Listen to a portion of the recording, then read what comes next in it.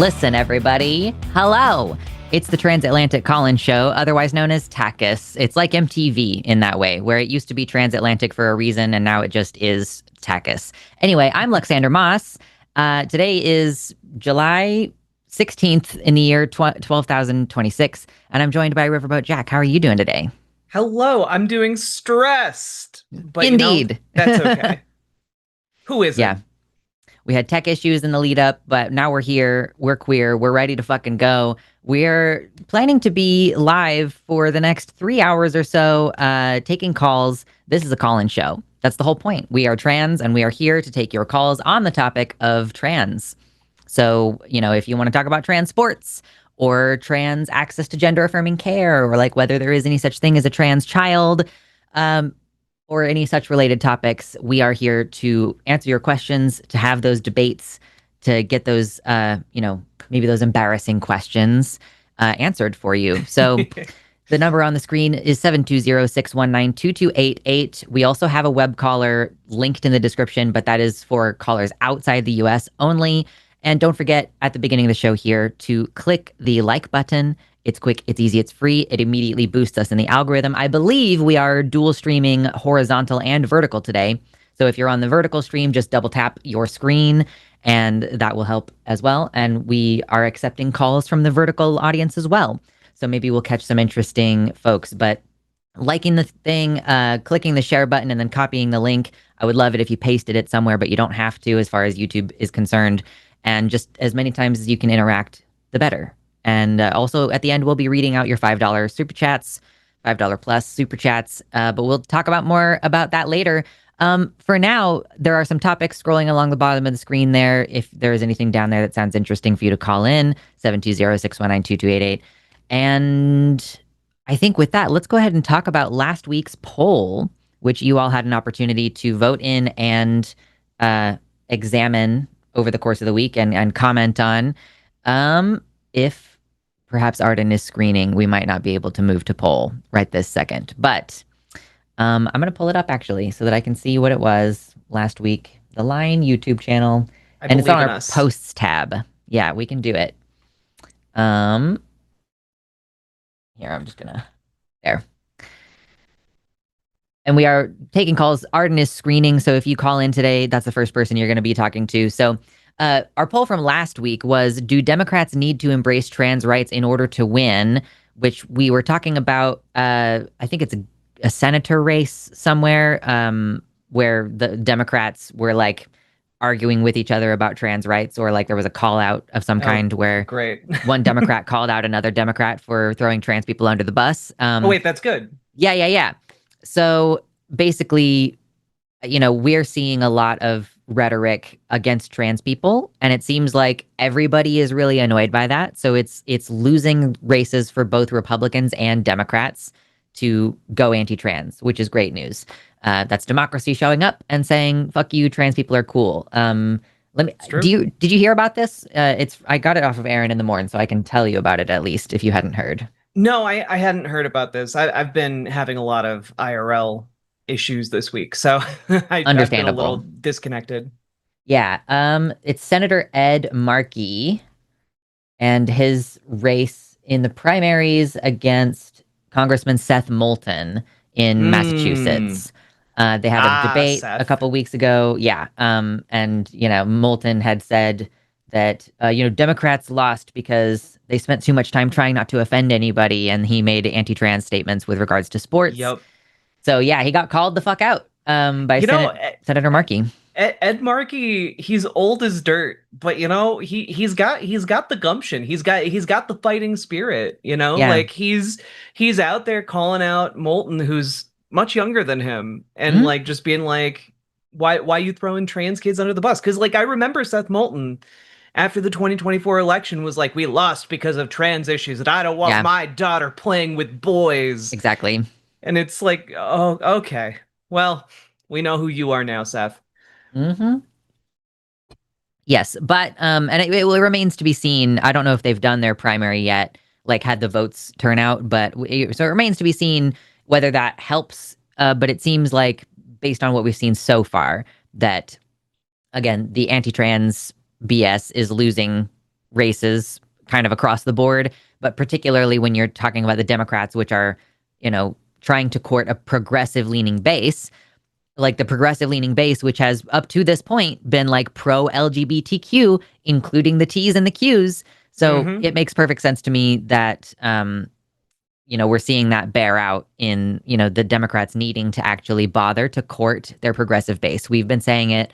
We will continue to say it. That's how they're going to have to win elections from now on. There's no like mysterious centrist Republican leaning person who they're going to get enough of those people over to win elections. It's just not going to happen. So, Hell with yeah. that, we do have a poll from this week that we want to tease your brains with, and we'll get into details later. I'm just going to leave it at this for now. How can our troops be battle ready if they have low testosterone? And there might be a version of this up in the chat there for you to vote on if you want to vote in the chat, but you can also get your comments and your votes in on our posts part of our channel where this poll is also posted. So yeah, we'll talk about it more in a minute. God, I just uh, like everything about our current timeline is stupid, and I keep thinking like we've hit the floor, and then we just keep punching through that floor. Yeah, it's dumb. Everything is dumb. The worst part is it's dumb but very important. Yeah, like that's we the annoying can't thing. we can't not pay attention to it. Uh God. Yes. The world is I whether it's required to pay attention or not is a little bit debatable because I feel like I'm not paying a lot of attention right now. And I feel like I'm also doing the best I've done in a while. I'm in Hmm. classes. I do not have time to like dick around on Facebook as much. So I just am getting slightly Hell yeah. less exposure to it. And I mean, it does feel on the one hand like, it's like, am I irresponsible by not staying informed? But it's also on the other hand, like, the fuck am I going to do about it? Like, legitimately, Hmm. what am I going to do about it? I'm going to vote and like stay informed in my local community. And like beyond that, I don't know what the fuck I'm supposed to do. So that's just me. We do have a person screening. We've got more lines open. Everybody, the number on the screen is 720-619-2288. We are both transgenders and we want to talk about transgender issues and take your questions and everything. So let me see if are there any people in the chat who need to be called out? If you are Almost annoyed, always. almost always, yeah. If you guys in the chat are like annoyed because your comments are getting screened out, that's because we don't want y'all to debate in the chat. We don't really watch the chat. So, and we don't really like that's not the vibe that we're trying to facilitate in our chat on the side is we don't want y'all arguing with one another. We want you to call in if you have a disagreement. So the number on the screen, 720-619-2288, and hit the like button if you're just coming in and you're just chilling and wanting to hang out. So, because all those things help. All those things are good for us. I'm Hell not seeing yeah. I'm not seeing anybody annoying in the uh, horizontal chat. What about the vertical chat? Let's find out. That's the one to watch. That's the one to keep your eye on. Oh, okay, yeah, like there's some people in vertical chat who want to make some arguments about trans people. If you want to make an argument around Pete Hegseth giving tea to the troops, you are welcome to call in as well. Yeah. I Having like ourselves a new generation of Boston Tea Party. um yeah, I can't wait to dive into that in a minute. That's going to be very fun. Um let's see. Listen, if you look, I just said if you're in the side chat and you have anything you want to disagree with us about, we're pro trans. We think minors should have access to gender affirming care. We think trans women should compete against cis women in sports and in shooting and in chess and in darts. All those things that they've been arbitrarily banned from. We think that they should be in there. And what else do we think? I try not to that much these days, but I know it's dangerous. yeah, It's dangerous. it's dangerous. I think Republicans think about trans people too much. Why don't you That's mind true. your business? Like Republicans think about trans people more than trans people think about trans people. Yeah, Well, specifically like Republican lawmakers. I don't even think normal, like everyday Republicans think about trans people all that much, that's a good point. unless they're slipping into our DMs. That's so true. And they do. They do be slipping in the DMs. It's one of the things that they do. Uh, let's see. Captain Zombie might be somebody I'm calling out. I didn't see your actual comment, but oh yeah, Captain Zombie wants to argue that women are inferior to men, which is not exactly the topic that we're open to today, but I mean, I'm like, I'll take it because I do think that that issue is intrinsic to the issue of like debating trans women in sports. Um, I do think we got a good question from horizontal chat. Do the transgenders support our sworn enemy, the Imperial Theocratic Republic of Japan? what a fascinating question. It's a reference to Trump calling Iran Japan. Oh, The that's other one of those things that day. I like saw someone mention it after the fact, and I was like, not like, okay, are you sure? And I'm like, yeah, it probably did happen, but I didn't go check. Yeah. Yeah. What an embarrassment. Right. Just just all the time embarrassed for my country. Um, well, let's see. Who do we have on the line so far?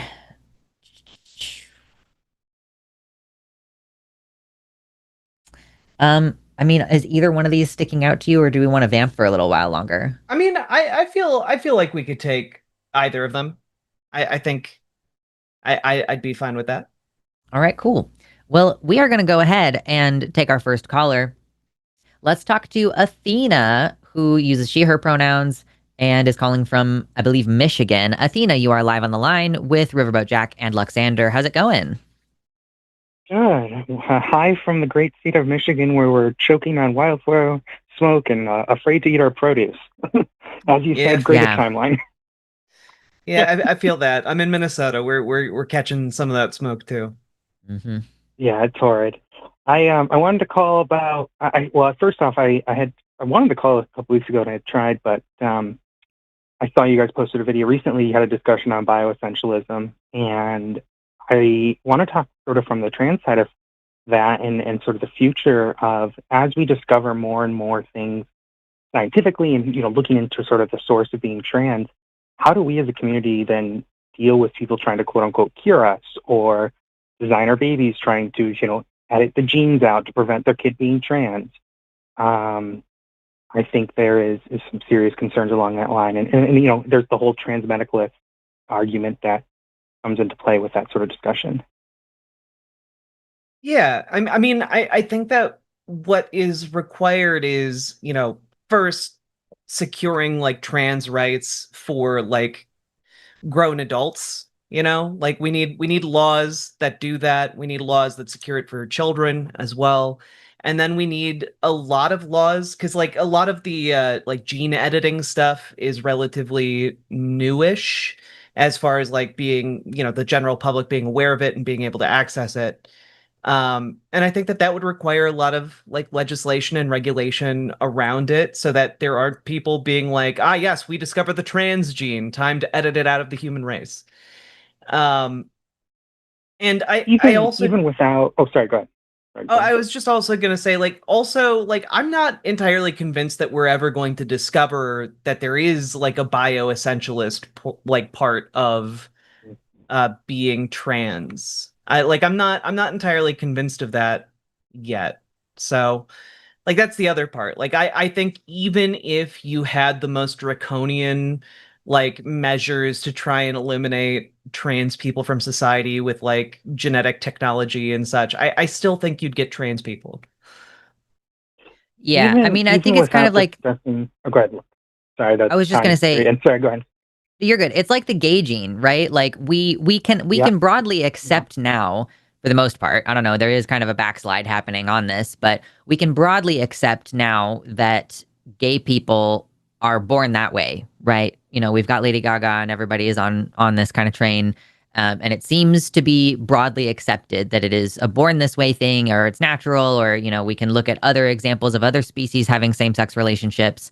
Um, but that does not mean that there has been even any real investigation into finding a gay gene, right? There was discussion about it. obviously the phrase exists, but it's such a complex, like Jack was kind of alluding to, it's such a complex, like psychosocial, biosocial, behavioral thing that I doubt that we'd be able to point to one or even a set of genes that are related to it. Yeah, so I would not worry too much about that aspect.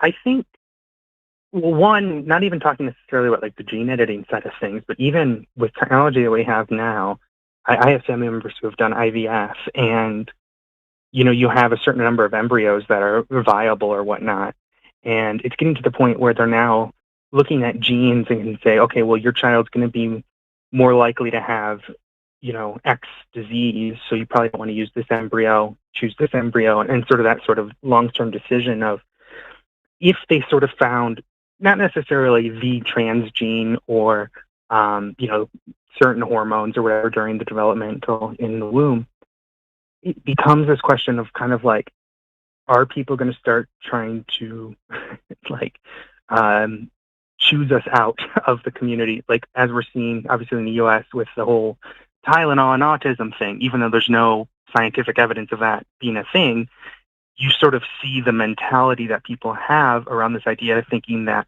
if I don't do X, I don't have an autistic child.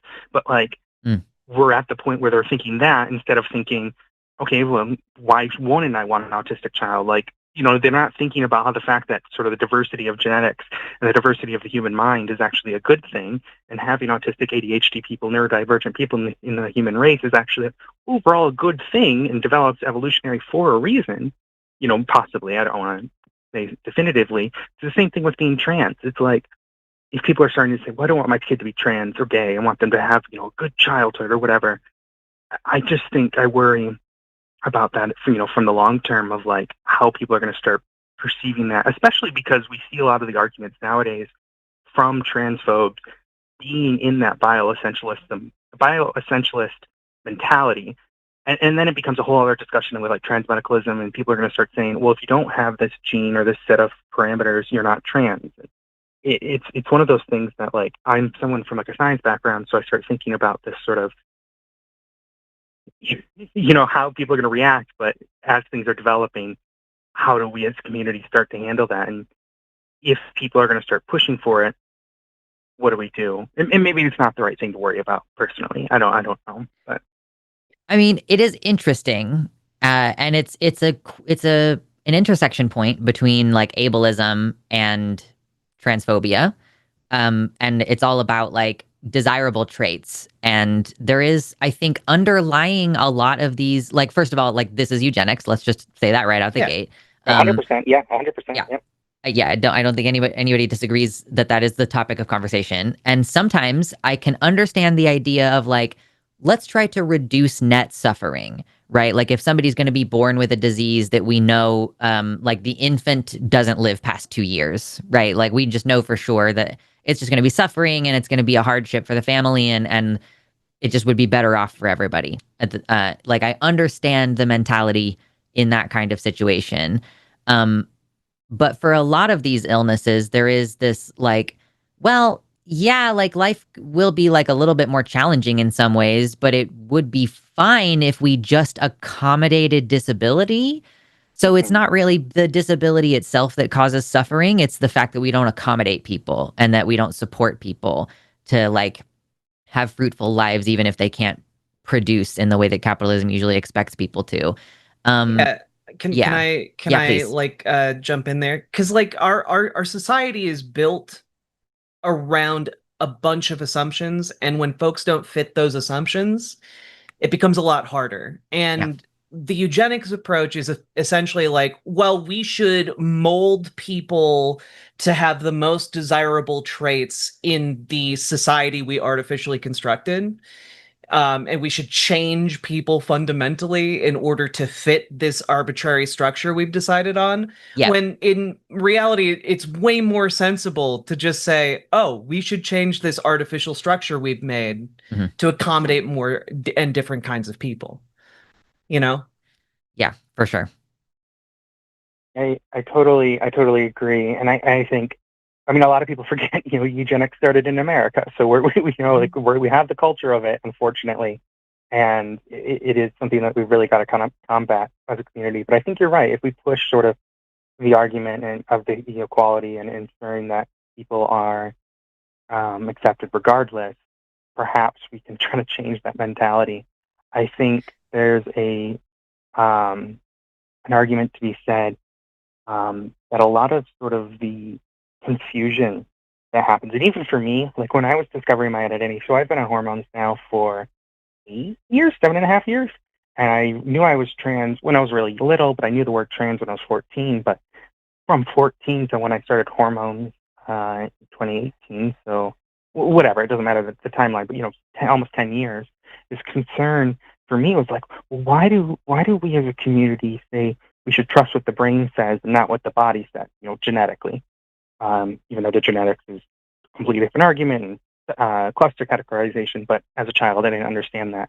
And I was raised Greek Orthodox, unfortunately, so I was constantly trying to battle, like, well, my biology says this, so I should ignore what my brain is saying. But obviously, we've learned that you can't change the mind. And like by doing like conversion therapy, obviously is never going to, we've learned you can't change the mind. You can change the body to match the mind. But I think a lot of people, both trans and transphobic, like have this mentality that there's a separation between body and mind. It's like it's all in your head. My mother is worse with this, but we kind of forget that they are the same thing, the body and the mind, and that like the genetic aspect, the biological aspect is just a blueprint, and we have to work with the mind. But I think that's sort of like the sort of underlying issue that I think a lot of people have. Well, and kind of the specter looming over this entire conversation is just fascism and its relationship with like misinformation and disinformation and like the degradation of like our sciences and the idea of empirical reality itself, like the fact that the idea that we can know anything even is under attack by folks on the far right. Like they deliberately want to foster an environment where people do make just insane, make America healthy again connections, like, oh, the vaccines cause autism, or if you're facing, a southeast when you give birth, you're going to give birth to a trans person. Like that's like it's all arbitrary bullshit that they just kind of buy into. And part of the solution to that is like bettering the way that we teach people about science, bettering the way that we teach people about social sciences as well, fostering critical thinking. All of those skills that would allow you to question authority and question the findings of like the medical establishment, but like also be able to arrive at the correct conclusion based on the evidence available to you.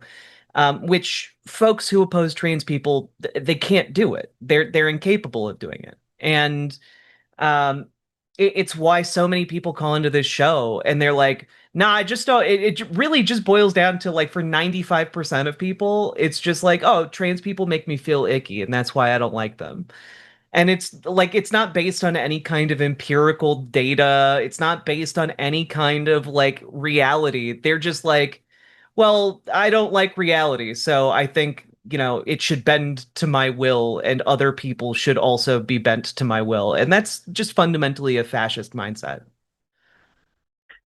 I won't take up too much of your time. I really do appreciate the sort of perspective that you've offered there, sort of the STEM education being sort of a way to combat fascism. It's not something I've ever really thought too much in depth about. I'm currently trying to apply for PhD programs right now, specifically in engineering education, and I really wanted to look at sort of STEM education and how do we educate youth and STEM. That's a really, really fascinating perspective that I think, if I do get into those programs, I really want to explore that mentality. But like I said, I won't take up more of your time. I definitely want to probably call back in the future sometimes on one of the different shows to talk about sort of secular paganism and that whole thing, because I know you guys are an atheist line as well. But I won't take up your time now. I really do appreciate the discussion, and I hope you guys have a good rest of your day. Awesome. Yeah, thanks for calling in. I want to hear more about your PhD later. Thanks, Athena. Bye. Bye. Bye. Cool. All right. Listen, I see a couple of people in the vertical chat who might need to call in. Listen, we don't host debates in the chat and we don't debate with the chat. I'm not like looking at you to respond to you right now. And we also don't want to facilitate an environment for our viewers where y'all are debating each other in the chat. That's not what we're here for. What we're here for is to have the conversation. You know, the right wing is always like, oh my God, the leftists are so crazy. You can't even have a conversation anymore. You can't even ask a basic question. You have to tiptoe around everybody all the time. You don't have to tiptoe around us. We are here to answer the questions. We're here to have the difficult conversations. And if you are polite, then we will be polite. That's how it works. If you start interrupting us and getting annoying and raising your voice, we will shut that shit down and reciprocate that energy. So just be aware that we're not going to let you walk all over us, but we are here specifically to invite you on to have the conversation. So, you know, I see somebody said something earlier about like, we're lecturing people on reality when we can't accept our own reality. Please call in. I would love to talk to you. The number's on the screen, 720-619-2288. Lines will be open for another probably hour and a half at least. So you've got a little bit of time before we move on to our next thing. And don't forget, everybody, that we will be doing Calling It Now afterwards. By we, I mean me and I think Ari Mermaid today. We're going to have our first full-length episode together tonight. So if you stick around at the end of this show, we will just move right on over to that and take some more broad, like politically oriented calls. But we still got open lines here. We still got time here to hone in on the trans issue if you want to talk to us about that. So please do. And if you haven't already, click like and share and all that shit. Did you have something you wanted to add? I was just going to say, like, I'm seeing a lot of people who are talking really fucking big in vertical chat, like taking some really big swings and really big misses. And yet all those people are such cowards that like Really? they do this every time. They do it every time. They do it when I do my show. They do it when we do this show. They talk real big. They talk about how like, oh, it's the science is actually all on my side. But then you guys never fucking call in. Where's the proof? You know, your arguments are so good that they never materialize. It's crazy. It's almost like you guys are, I don't know, full of shit or something.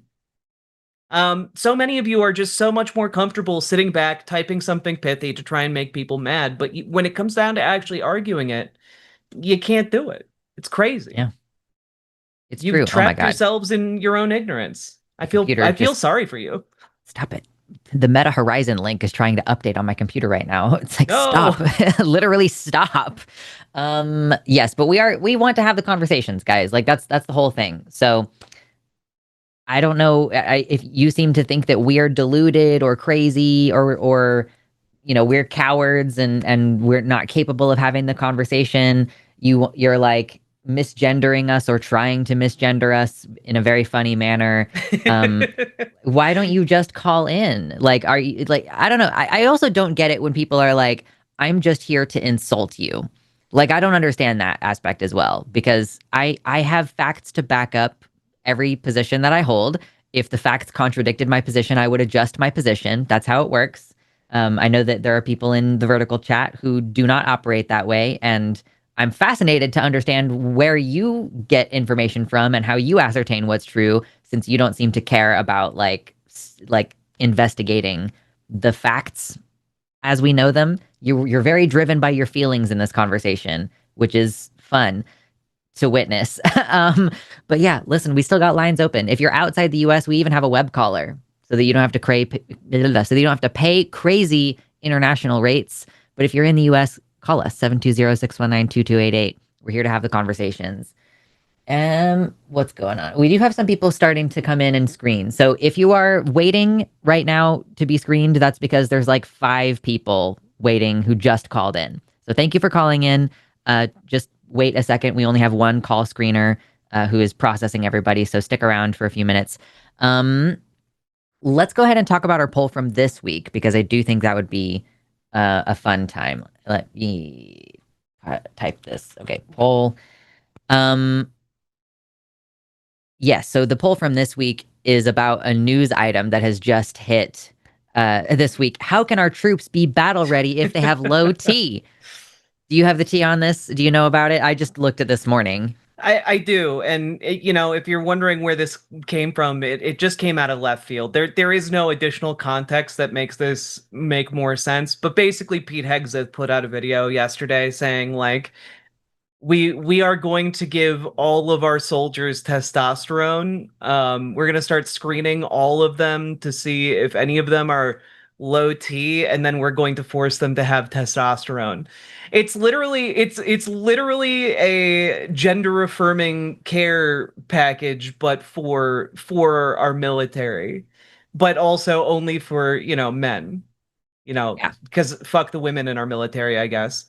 Which is weird, like so many conservatives. I grew up hearing like, you got to respect the troops, pay respect to the troops, respect the troops, and I respect the troops, but it doesn't seem like conservatives respect the troops.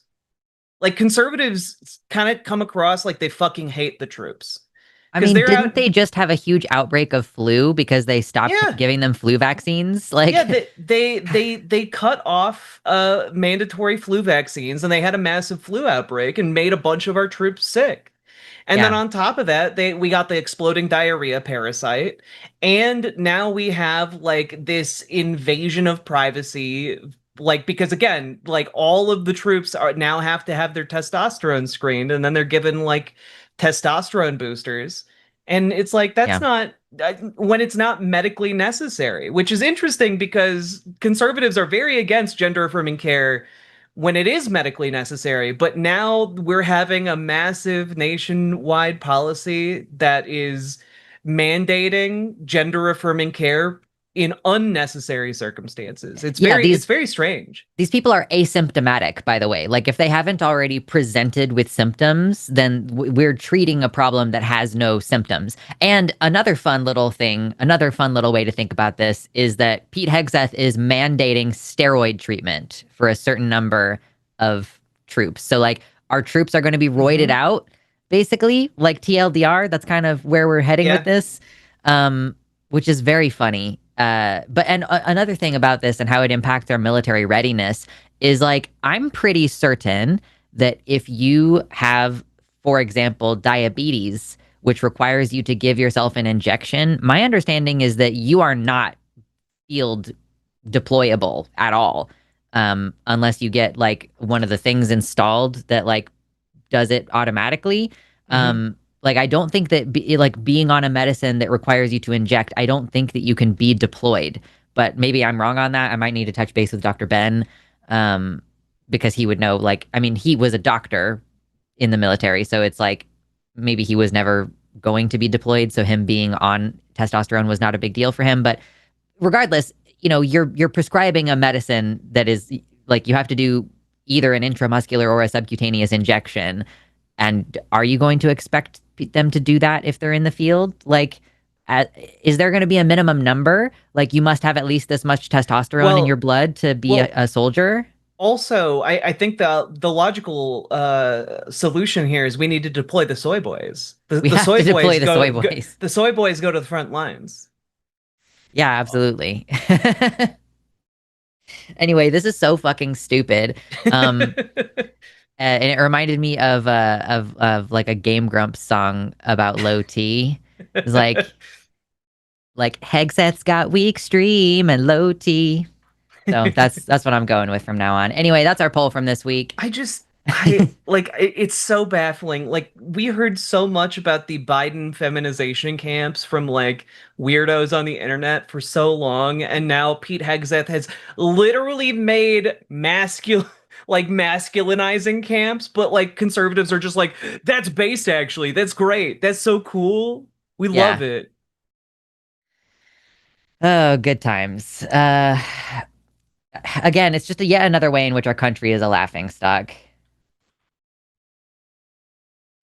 Um, Well, that's the end of our poll segment for this week. If we get switched back over, yes, the number is still on the screen. I think we still have open lines unless they're all full right now. No, they're not all full right now, but we do have some spice to get into. Are we ready to launch into that? Yeah, let's do Hell it. yeah. All right. we are going to speak to Jimmy, he, him pronouns from Florida, who wants to talk to us about, I think, misgendering. Jimmy, you are live with Riverboat Jack and Luxander. How's it going? Hello. Hi. Okay, yeah. So your topic is about misgendering. Can you elaborate? Can you explain your position to us? Yeah, I don't understand why y'all that decide to get transitions, since I can't say training, y'all transition and then you get upset because somebody misgenders you. I don't understand the problem. Well, do you understand the basic premise of like being disrespected? Well, I understand, like, if you're a dude, you're a dude. If you're a man, you're a man. If you're a woman, you're a woman. That's what I understand. Yeah, but if somebody walks up to you and says like, "Oh, you're drinking like a girl," or "Oh, you're throwing like a girl," or "Oh, you punch like a girl," like you understand, like to you as a man, like that would be insulting, right? I've been told that before growing up. I just laugh because it ain't, it's funny. Oh, because I grew up in like rural America, and where I grew up, those were fighting words. Like that was something that you would do to like go and start a fight with somebody because it was considered disrespectful and mean. You know? Oh, so if you tell somebody they throw like a girl, that you gotta throw down and fight. Is that what you're saying? Yeah, I'm like supposed to take that is disrespectful. that is typically how it was received, because a lot of people, when they say you throw like a girl, they mean like you're throwing weak, or oh, you punch like a girl, your punch is weak and effeminate, or oh, you're drinking like a girl, oh, it's because you're like drinking like a fruity like drink that tastes good.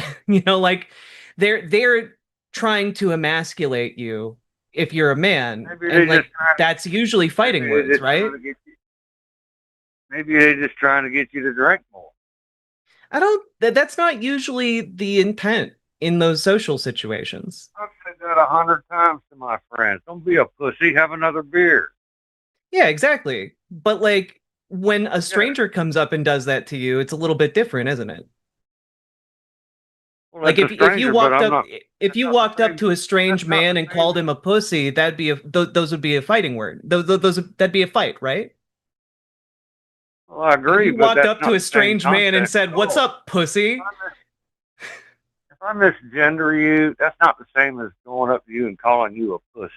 It But ain't the it's same thing. It disrespectful. don't even remotely close. Do you understand how it's disrespectful? I mean, actually, it's exactly the same thing, Jimmy. Yeah. Like you as a man identify as a man, and being called a girl is meant as an insult. It is rude. It is disrespectful. It is an insult. So when a I'll be trans honest person says, "Jimmy, hey Jimmy, I'm sorry, I was in the middle of talking, so I'm going to continue doing that."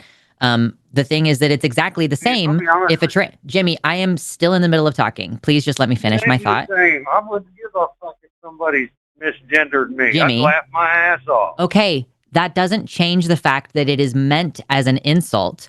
The fact that you can laugh it off because you're confident in your gender, that's fine. It doesn't mean that it's not meant as an insult, you know? And when people misgender me, I don't consider it an insult anymore because I don't care. But there are people who consider it an insult. And it seems like it's a large number of people. I won't say a majority, but a large number of people, whether they're trans or not, do not like being misgendered. You know, women Yeah. don't like being told that, well, your new short haircut makes you look like a man. They don't like it. And trans people also don't like it. So it is exactly the same thing. It is directly comparable because it is the same thing.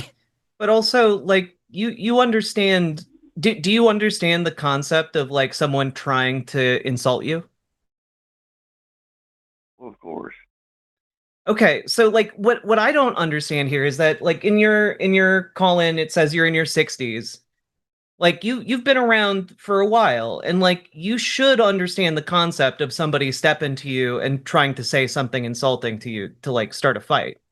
Just as like a basic element of being able to navigate social spaces, especially in rural America. Like I Well, if grew I up spending a lot misgender of time you, in rural America, and I can tell you these would be fighting words. If you walked up to a stranger and called them a pussy, they'd fight you because it's disrespectful to do that. You get that, right? well, if I misgender you, it's because I think that's your gender. If I say yes, ma'am, or no, sir, or whatever, but and also you want to someone take insult to it, I'm sorry, but that's your problem, not mine. Jimmy, someone else, this is the same mentality of me saying like, Jimmy, you're a moron. That's not meant as insulting. That's just an observation of like fact. That's not me insulting you. That's just a fact. How did like would that fly with you, Jimmy? No, yeah, I would laugh my ass off. I don't care if you think I'm a fucking moron. Jimmy, do you have no self-respect? If I think you're a guy. Jimmy, do you not respect yourself? Well, of course I do.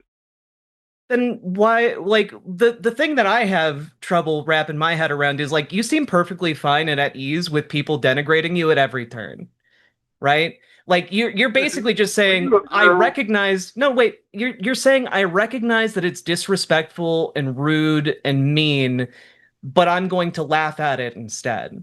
But you understand most people probably wouldn't just laugh off intentional insults to themselves, their intelligence, their character, right? Most people, maybe you're just built different, Jimmy, but most people are gonna like fight or defend themselves or think that the person being disrespectful to them is an asshole.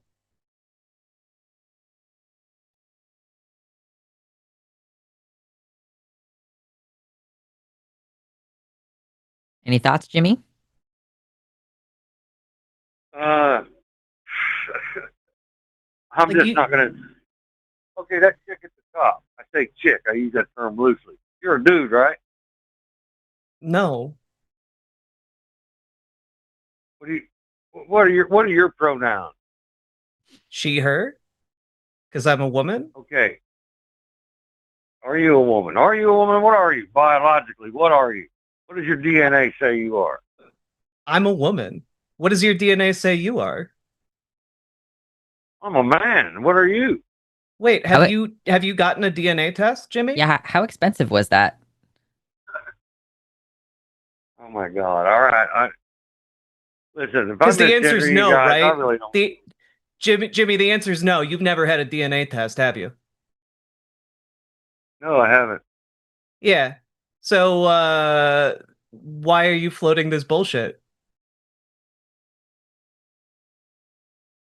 What? Because listen, if I identify as a fucking dog, that don't give me special rights. That don't mean everybody. I want everybody to start calling me dog. I want a fire hydrant on every fucking corner. It seems like a big reaction to being asked whether or not you've had a DNA test, Jimmy. And you might not identify as a dog, but you'd understand if somebody walked up to you and called you a bitch, that would be an insult, right? Of course it would be. Yeah. And part of the insult there, Jimmy, is that like they're calling you not just like a dog, they're calling you a specific type of dog.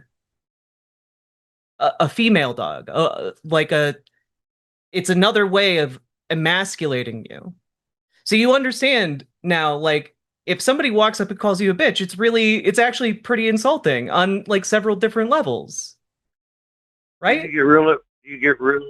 do you feel real insulted if somebody calls you a man? No, dude, because I work on the internet. I literally every single time I get online and do a show, and this is true, by the way, for all women creators now. Like, there are a million guys who go into their comments and call them man or manly or mannish, attack their physical features. There's like a dedicated community to like every woman you see on the internet now, trying to transvestigate them to see if they're like really a trans person or not. It's weird behavior. I hope you recognize that that's weird behavior. Well, I'll be honest with you. I really don't give a shit one way or the other. I mean, if you take anything somebody says to you as an insult, that's on you. I mean, it seems like the only person who's taking things personally here is you. You got really upset when I asked you about DNA tests. I haven't gotten upset with you, Jimmy. Actually, I just think it's an irrelevant question. You can look down between your legs. But you were the one who brought up DNA. Well, if you don't want to look between your legs, I get to take a DNA test. I don't need to. That's not like what's between your legs isn't DNA. No, that's gender. That is your gender. Is it? Have you seen what's between my legs, Jimmy? No, I have not. Yeah, so how do you know what my gender is then? Oh, I don't. Have I seen what's between your legs, Jimmy?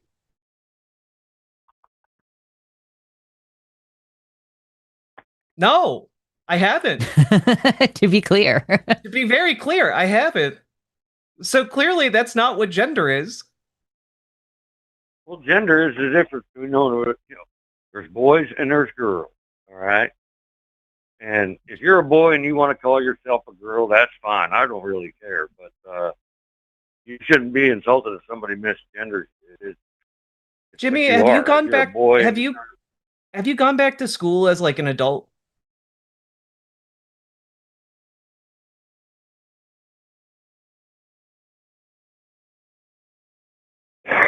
No. Okay, so when was the last time you were in an actual biology classroom? I was in biology in high school. Yeah, when, like, how long ago was that?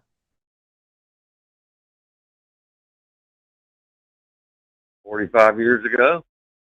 Yeah, so do you think that maybe in the span of almost half a century, they might have made advances in medical technology that render the kind of education you got 45 years ago a little bit out of date?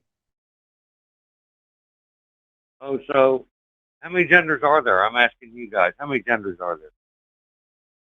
Gender is a social construct, so however many genders we want there to be. How many genders are there? Gender, so to be clear, Jimmy, so to be clear, the current academic understanding, like the current scientific understanding, the biological understanding, is that gender is a different thing to biological sex. So if you are asking how many genders there are within a biological context, there is no biological answer to that question because gender is not the same thing as biological sex. Biological sex is also flexible. Gender is biological. I'm sorry. You can say whatever you want, but gender is biological. Jimmy, the thing is, so Jimmy, what's your trade? Are you retired now? What did you do? I was a welder. That's awesome. A welder. As a welder, do you think you are capable of treating someone's common cold medically? Yeah. You think you could do a doctor's job and treat someone's like cold and flu symptoms? What has this got to do with misgendering people? We've clearly shifted to a different topic. Follow the flow of the conversation. I'm asking you, okay, so because we were talking about, Jimmy, what you learned in biology class about gender, you're saying that gender is a biological thing, that it has to do with what's between your legs and it has to do with your DNA. And I'm challenging you on this because as a welder, you obviously have a very skilled, trade that you've gotten good at that one thing, right? That does not mean that you have kept up to date with what biology and medicine say about what gender is. And your understanding as a non-expert in that particular field, you are an expert at welding, and I acknowledge that expertise, but just because you're an expert at that and that you did a good job of having a whole career doing that doesn't mean that you're an expert on what gender is or gender affirming care or whether trans people are delusional or anything like that. Are you saying you two are experts on gender? Where did you get your, first of all, I am not necessarily saying that I am an expert. I am saying that there are experts who have studied this. And when I am speaking on the issue, I'm evoking those experts who have spent their college career and their entire graduate career and their entire professional career studying gender and trans people and biology, and who have the answers to this question. And to be clear, I don't think you need like a college degree to understand this. Yeah. like Jimmy, that's kind of the avenue I was going down earlier when I was asking, like, have you ever taken your own DNA test? Do you know, like, what's between my legs? You know, your appeal to authority doesn't work with me. As far as I'm concerned, Well, that's Jimmy, just a biological thing. Jimmy, that's very clear. It's very clear what you think. We understand.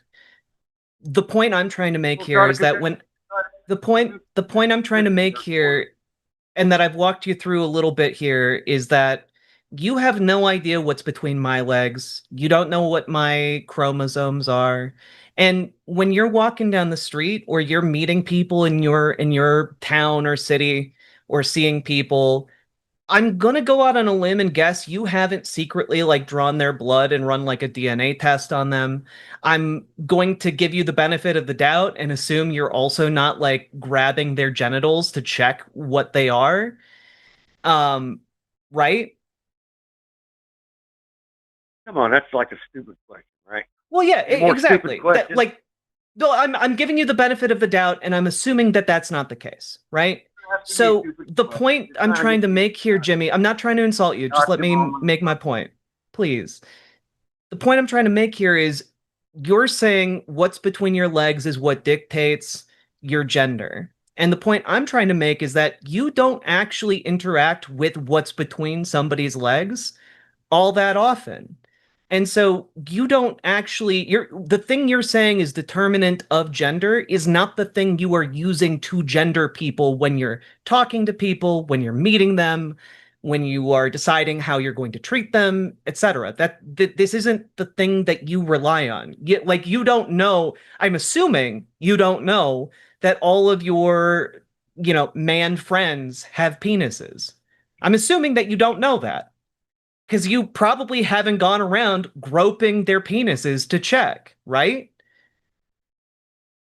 That's another stupid question. Okay, go ahead. No, but you understand what I'm getting at, right? Like, you haven't done that, so you're using a different thing to determine what other people's gender is.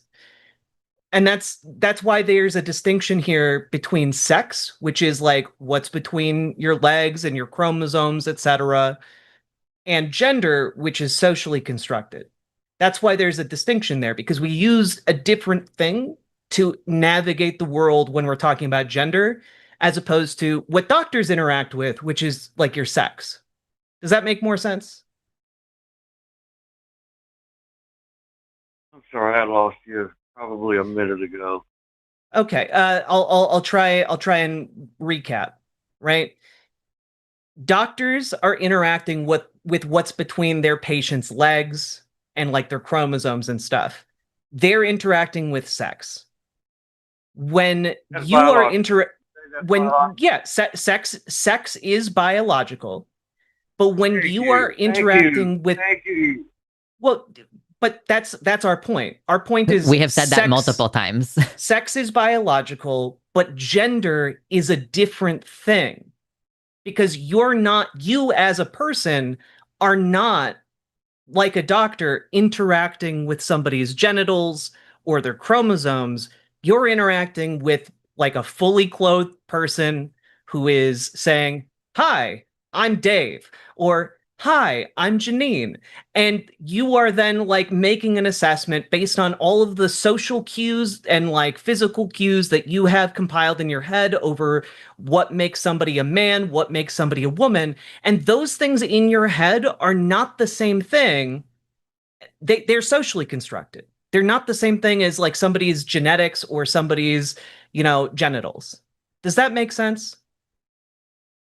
Okay, if I decide I want to put makeup on and a dress tomorrow and be a woman, and I want to just be referred to as a woman, then that makes me a woman, right? And you're right, I'm a woman.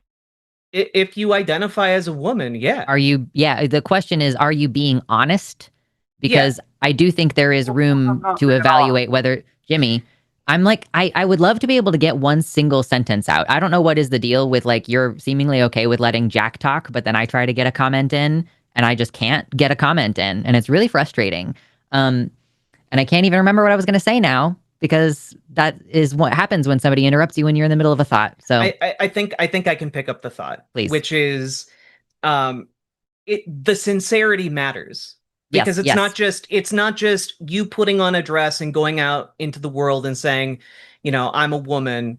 Like, that can be done sincerely, it can be done insincerely, it can be done as like a performance in the case of like drag. Um because a lot of drag performers are actually like cis men. Like they're not, they do not identify as women, they identify as men. They're just putting on a performance. And in a similar way, like, you got folks like Steven Crowder who will dress up as a woman and like do his little bits all so often. um and that, there might be a question there about whether or not that's sincere, but when we're talking about trans people, we're talking about people who identify as a woman. And there's a difference between that and putting on a costume. Does that make sense? Not to me, it don't. Okay, I think you're a woman. wait, Jimmy, maybe I can have an example. What sports team do you root for? I don't watch sport. Okay. Like, no sports whatsoever? Oh. Oh, I mean, I don't either. Just usually that would get a response. Okay, but say somebody is really into sports and like they've been all about the Jacksonville Jaguars for their entire lives, right? They are a Jacksonville Jaguars fan, ride or die. But then, like, they go on a trip and they're in a different city and they are invited to go out to a different sport game. If they, for that sport game, put on the jersey of a team that isn't the Jacksonville Jaguars, does that mean they stop being a Jacksonville Jaguars fan? No. No, exactly. But if they go to that game and they are like, "Oh wait, this team is dope. Oh my god." And then they are sincerely now a fan of that other team and they actually like start living the life of like a fan of, I don't know, the Minnesota Vikings. And like, suddenly you might say, "Oh, they are a fan of the Minnesota Vikings now. They were a fan of the Jacksonville Jaguars." Would that make sense to you? Doesn't make perfect sense to me, but that's not your gender. Football But team ain't got no gender. gender operates along the same lines of identifying with a set of social like ideas. It operates along very similar lines. It's not the same thing, obviously, but it's very similar. And in a similar way, people can like be like, actually, you know what? I do think I resonate more with this gender rather than the one that people assumed I have. And then they change.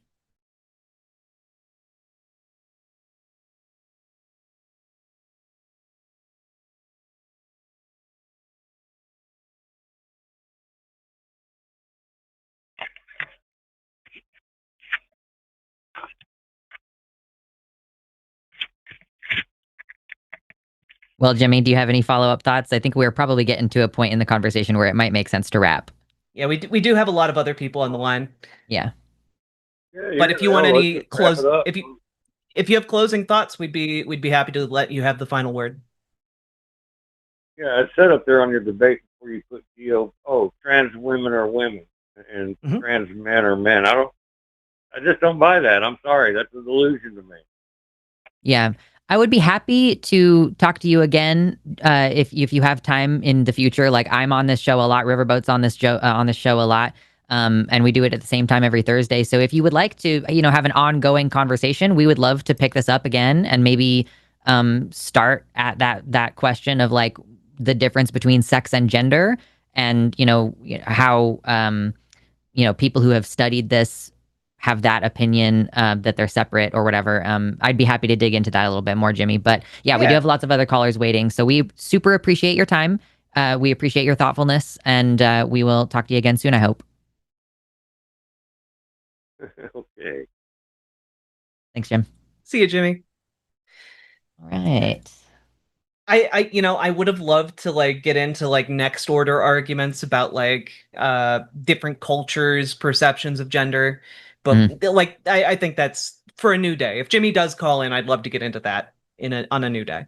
Yeah, for sure. I feel like, if it's somebody's first time ever confronting the information, I want to give you some time to sleep on it. Like, I Yeah. want you, I think you made some really, really excellent arguments and some good comparisons, um, to like see the idea that gender is a social performance. Hmm. Um, and I hope that that kind of processes for him a little bit. And I definitely want to, have more conversations because I think it's so interesting Yeah. reaching, especially across like generational divides. And obviously, like sometimes people are set in their ways, but sometimes they can surprise you and kind of come around on things. So, Absolutely. yeah. Some of the most supportive people for trans folks that I've encountered are, folks in like my grandma's generation, Mhm. who's much older than Jimmy was, but Mhm. like, my grandma was one of the first people to come up to me and be like, "Are you having one of those gender change thingies?" And it was before I was out to anybody, and I was just like, "Oh, grandma, ha ha ha." But like she's been very very supportive, and she's like almost I no, I think she is 100 years old now. Wow. Yeah, That's really cool. Yeah. made it to triple digits. Age is no excuse, everybody. Hmm. You do have to work at neuroplasticity, though, I think. Like, I think that it does reduce the less you try to use it. So, like, I think that's part of what makes people start to decline when they retire is that they're not like thinking and they're not doing anything. So yeah, I will say there's a difference between an active 100-year-old and somebody who's in their 60s and not really challenging themselves very much anymore. Yeah, but Um, I yeah, do appreciate when folks like Jimmy call in, just because like that is a way of challenging yourself, and I think that that's a wonderful thing for people to do. yeah, big time. Um, okay, we have some more calls. I'm looking at maybe number 5. What do you think? I'm down for any of these. So like I'm not picky today. I'm ready to go. Cool. Um, okay, well, we are going to go ahead and bring on excellent name Void, who uses they/any pronouns from Bulgaria. Void, whoa, hold on. Are you with us? You're live on the line with Luxander and Riverboat Jack. How's it going?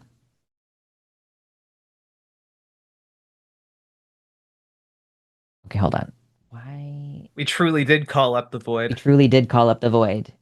Void, are you there? Hello? Hey, There we we can hear you Hello? now. go. Okay, cool. Hello. We're having a little bit of a tech Hey, snafu, but we're over it and we're ready to have you on. yeah. Hi, Void. You are live on the line with Hi. Luxander and Riverboat Jack. How's it going? Uh, Going great. How's it going on with y'all? It's Living the hot. dream.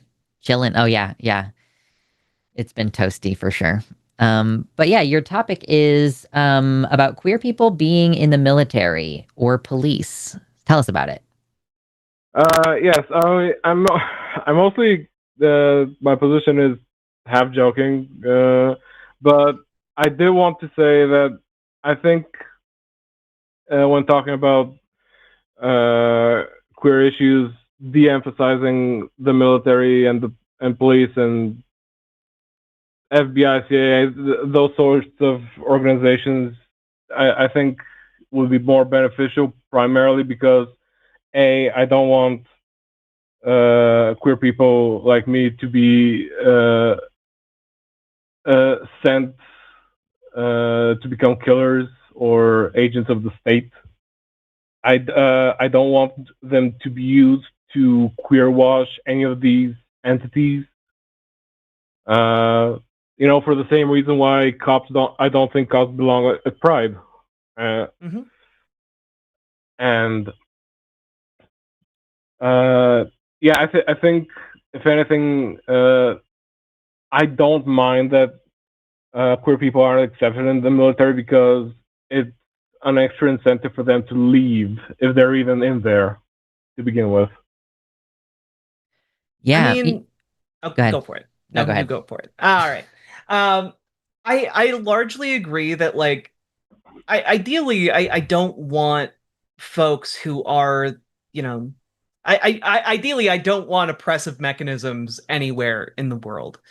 And I do think as time goes by, more and more people are becoming aware of oppressive mechanisms in society, like cops, like the military, like the CIA or FBI, etc. But like propaganda is a hell of a drug. It's a lot of people like they grow up watching X-Files and they're like, damn, I should join the FBI, investigate some supernatural mysteries, or like, oh, I watched some shows a while back, like 24, and I really should join, the CIA. And Oh my God. people are really susceptible to that kind of stuff. Like, and I know a lot of people who will talk about how great the show Reacher is, and because like he has it's about a really tall buff guy who's just like kind of a nice dude, but who also does incredible acts of violence in furtherance of American imperialism. And like that's like it, I think a lot of people, we need to have more of a development of like media literacy in order to like critically engage with that in a way that doesn't lead people towards this kind of propagandized outcome. But at the same time, I am highly sympathetic to folks who do join because of material want. And that's largely what predicates people joining the military in the first place. It's why a lot of people, even from backgrounds who, at least in the United States, who are oppressed or who through US action were driven out of their home countries and came to America to kind of escape the imperialism and the violence, then join up with the military, and it's a way out of their economic predicament. And so I am sympathetic to folks who do that, especially like marginalized folks, because for a lot of folks it's like the only way out. And I think we need to build a better world where these oppressive mechanisms are no longer needed or used. And we should seek to build a world where people aren't materially exploited um, to get them to do that. Like a huge reason why the U.S. military is largely optional is because we keep people in a position of economic desperation to such an extent that they're willing to join the United States military, potentially getting killed in order to, get health care or a college education. And that seems, like maybe not great.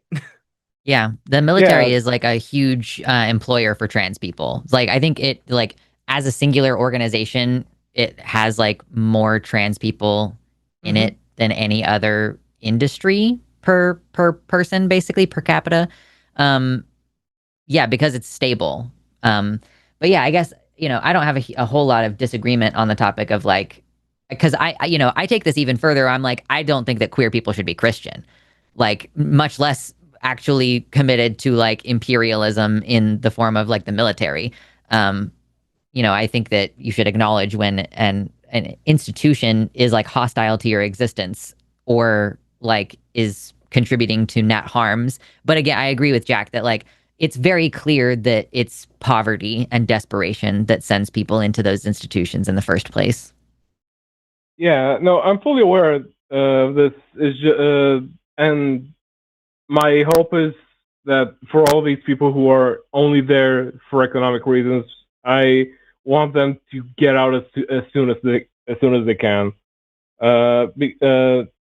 And like I get that in the U.S., like the current administration is straight up fascist right now, and God willing, they get the Nuremberg treatment.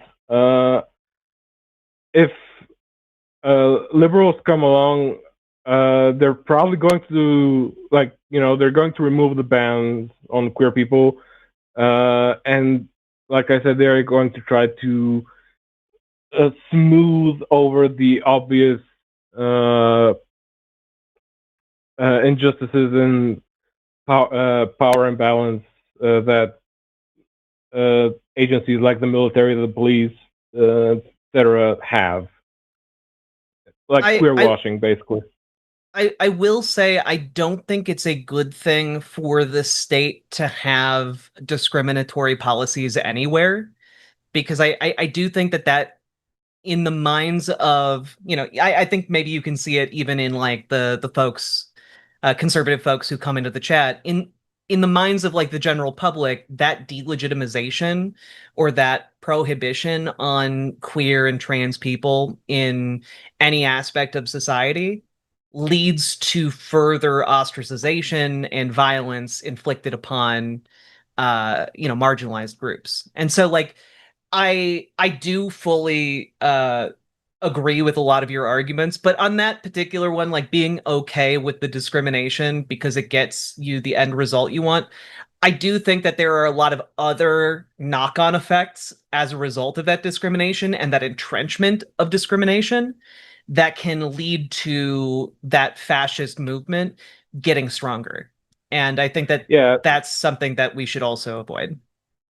Yeah, no, like obviously there shouldn't be discrimination. I just would want, in a at least marginally better future, when these restrictions are overturned, to be accompanied by massive structural reforms of these organizations. Because like I said, I don't want my queer siblings to become murderers or agents of imperialism or to be used as propaganda. Yeah, and I think that's entirely reasonable.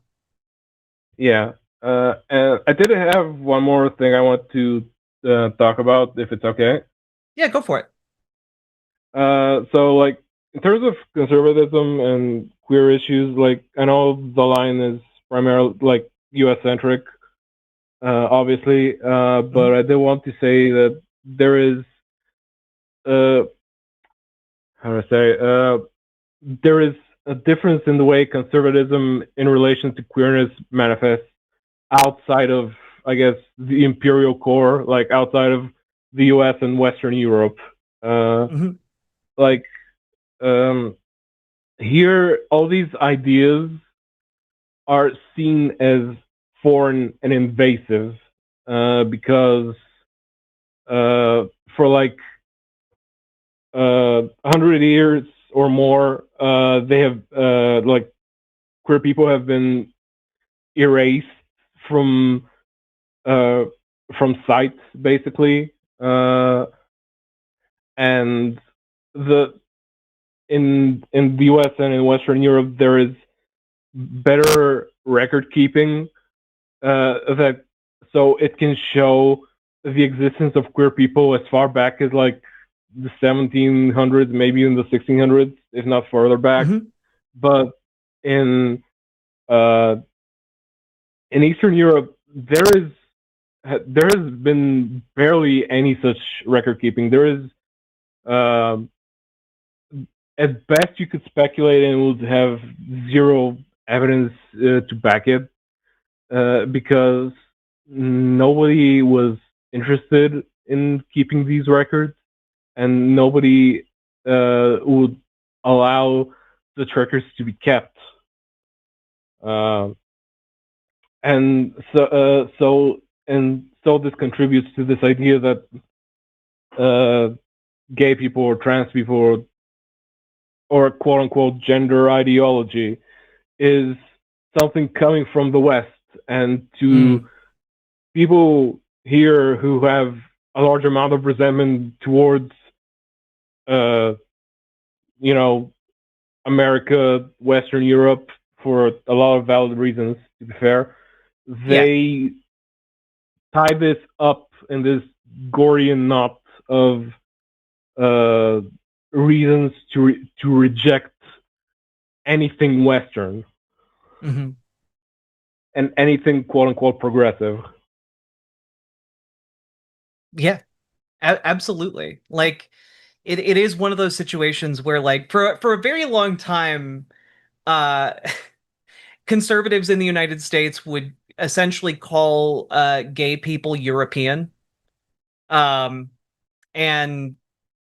just because it's an easy way to like essentially say, oh, these elements of our society, they're actually foreign a foreign invasion of ideas or an invasion of a foreign ideology. It kind of is a way to like rally the base around the idea of nationalism. And when you've defined nationalism in such a way to exclude, LGBTQ people, it gets really dangerous for LGBTQ people.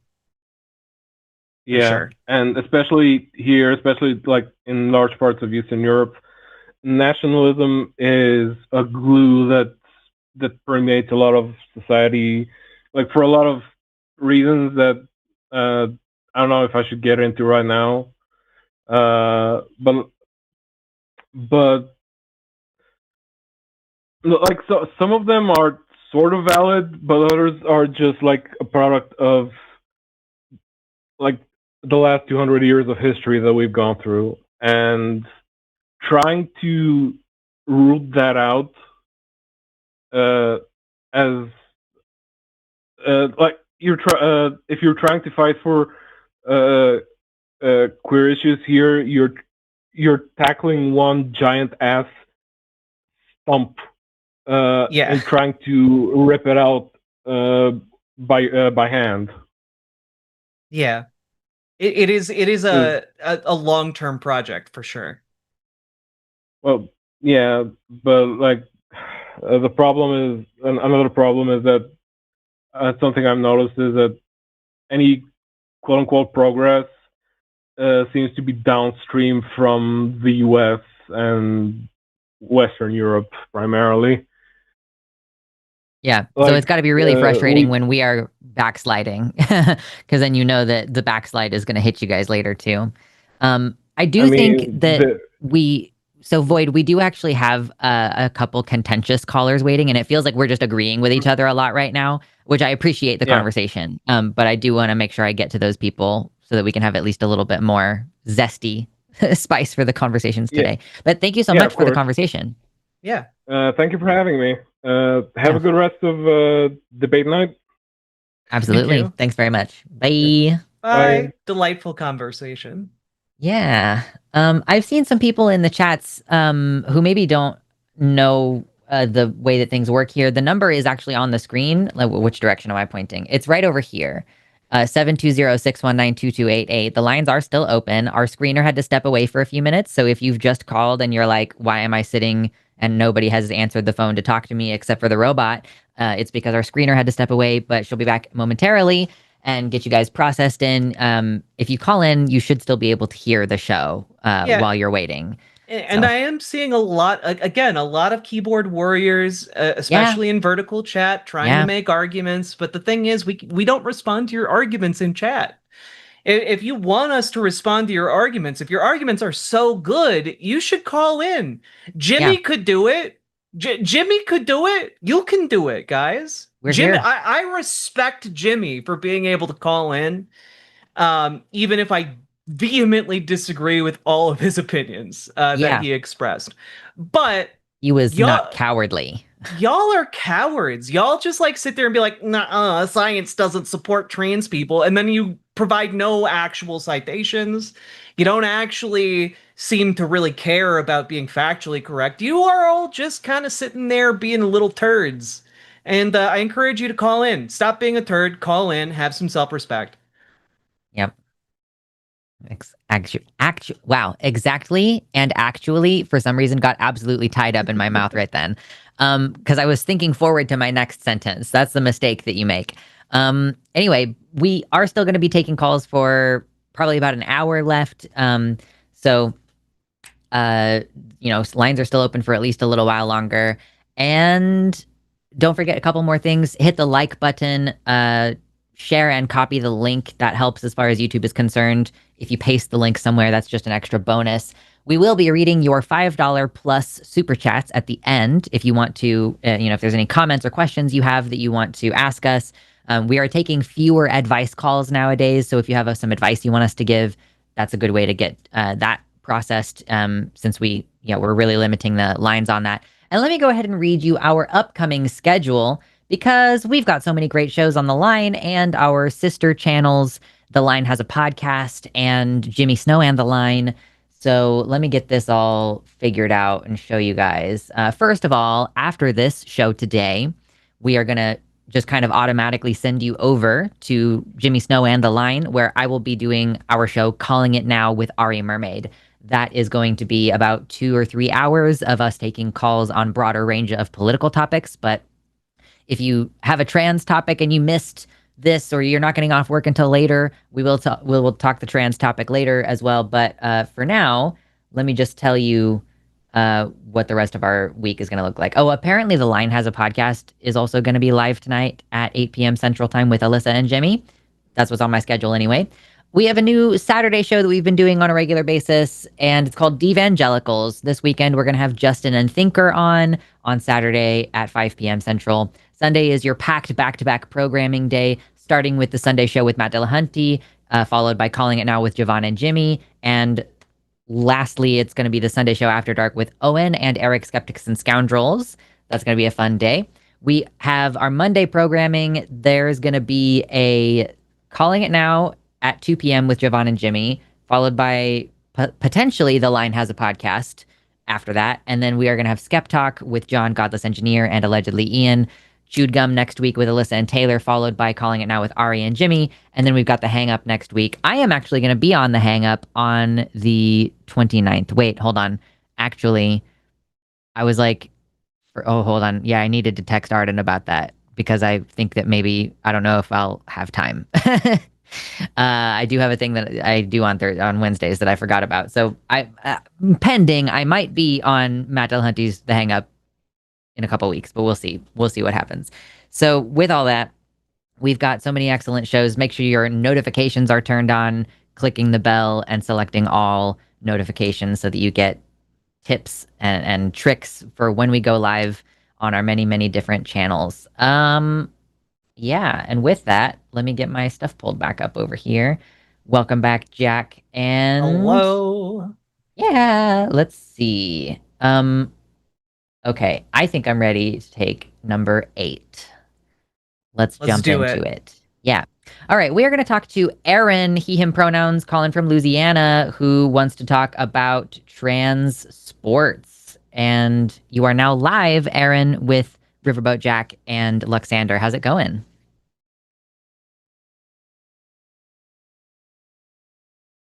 Hello, Aaron. AA Ron from Louisiana. Are you there? Hello. I'm sorry. My phone was on mute. No, that's okay. No worries. Aaron, tell us about your topic. What do you want to discuss today? Okay, so I consider myself a pretty left-leaning person, and I think trans people are great. By the way, earlier when you said that, should people in the military be doing steroids now or whatever, I was deployed to Afghanistan myself, and I can confirm that most of us were on steroids. So that's already a thing. But as a matter of official policy is crazy, though. You know what I mean? It's like you guys are going to do what you're going to do, absolutely. But yeah, absolutely. Yeah, no, it definitely wasn't official. But I don't think that trans men or I'm sorry, trans women should be playing women's sports. But I do think that trans men, I don't have a problem with them playing men's sports, honestly. Okay. Neat. Okay. Why do you think that? You're waiting for me to expand on it. Okay, because I think that there is a clear biological advantage with a physical advantage with biological males, and I think that it kind of I think it's a good idea in theory to just let everybody do what they want. It's great. I myself am a fan of a few women's sports, and I think that it kind of presents an unfair advantage to trans women that kind of muddies the waters in an unfair way. Do you know very much about like hormonal transition for trans women and how it impacts their bodies? I don't, but I am aware that it evens the playing field a bit. But I'll be honest, I'm not 100% sure. But with the hormonal thing, the problem with trans people playing sports is that if you're saying that the hormonal thing kind of makes up for it, are we going to monitor their hormones? Are we going to watch how many hormones they're taking? You know, I mean, it I just think seems that's like already too much of that's already the policy, Aaron. And maybe you didn't know about this, but the Olympics has allowed trans women to participate after being on hormones for 2 years for quite a long time, and they do this kind of testing where it's like they have to, in order to participate, Okay. their blood level of testosterone has to be lower than what the average cis female actually has. So they have to have even less testosterone. Go ahead. I hate to be a boring caller, but I think that I agree with that 100%. I see no problem with that, actually. Yeah, because what we see is that it doesn't really bear out that there is a remaining advantage. You know, people claim like, oh, she's still really tall, so that's still an advantage, or she still has a certain amount of lean muscle mass, and so that's still an advantage. But we don't actually see that bear out when, like Leah Thomas was on hormones, and that is why she was allowed to participate with the female team. And, we have not seen an epidemic at any level of sports of trans women are winning every single time and they're dominating, and cis women are genuinely losing out on opportunities. So if that was all it took to convince you, then yeah. Like I'm sitting here I'm ready to bring pretty up open-minded person, and I didn't come here to fight. Honestly, I just, if you guys can teach me something, great. Yeah, I would encourage you take a look at there was a systematic review done, a meta-analysis of over 50 different studies on trans athleticism relative to specifically trans women's athleticism relative to cis women's athleticism. It was published in the British Journal of Sports Medicine this year, and it's called Body Composition and Physical Fitness in Transgender versus Cisgender Individuals, a Systematic Review with Meta-Analysis.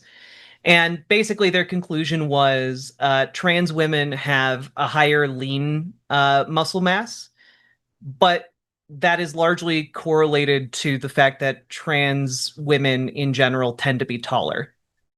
And yeah, for sure. And so like once you've actually like accounted for that, like there's not a very large difference at all. Like their conclusion, I'll just read it here.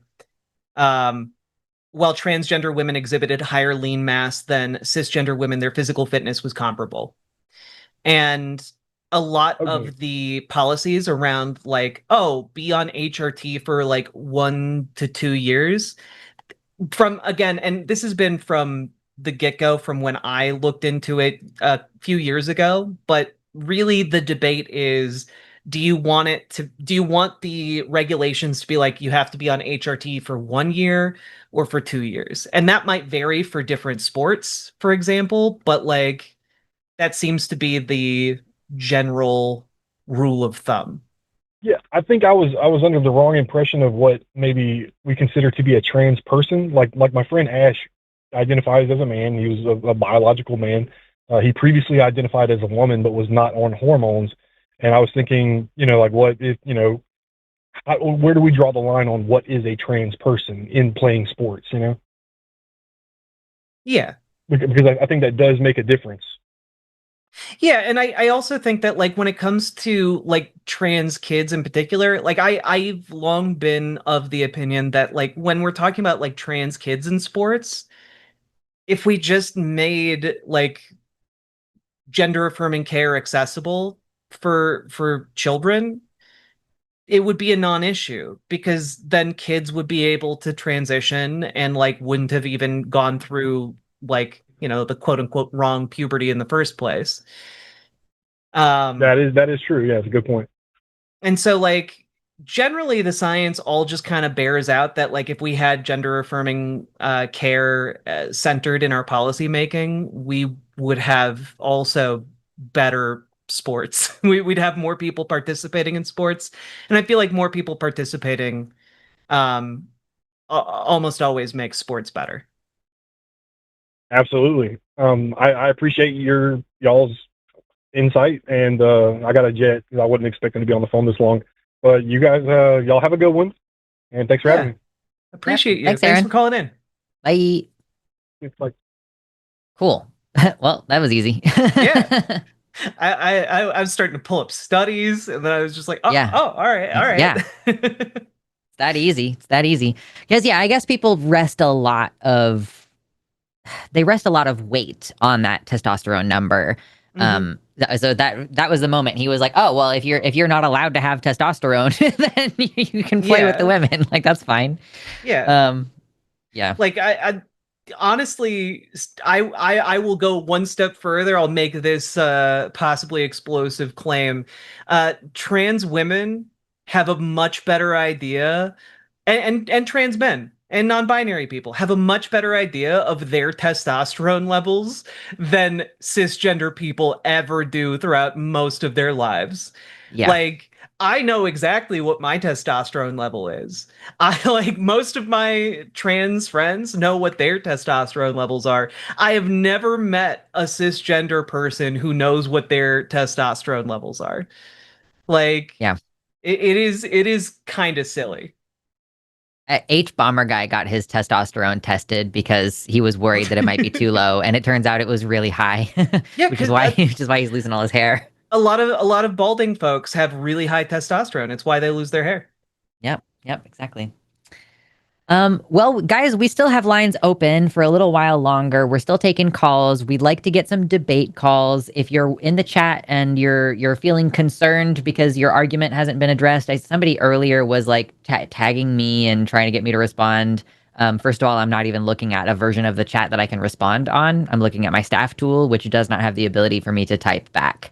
So that's just a distraction that's been alleviated from me for a while. But the number is on the screen, 720-619-2288. We still have time, and our screener is going to be around for a little bit longer taking calls. So in about an hour, we're going to move to our super chats portion. So if you want to have your chats read aloud by one of us, $5 plus will get you on the super chats list.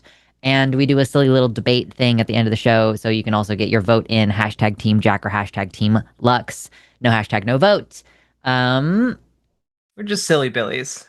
We're just silly billies, with arbitrary rules. Yeah. I like how you said it. With arbitrary rules. Exactly. The sass is coming out. The campiness is emerging. I'm going to take my hair down. It's time to let the hair down. I don't know how it's going to change the vibes. I'm like, I think honestly that I need to get 2 different pairs of glasses the next time I get glasses. I think I need a butch and femme pair of glasses. Oh, that sounds fun. Yeah, I feel like these are femme glasses and it doesn't quite work as well when my hair is up. But it's like, that's the big difference for me as far as gender presentation. Hair up, hair down. That's it. Hair down, femme. Hair up, boy mode.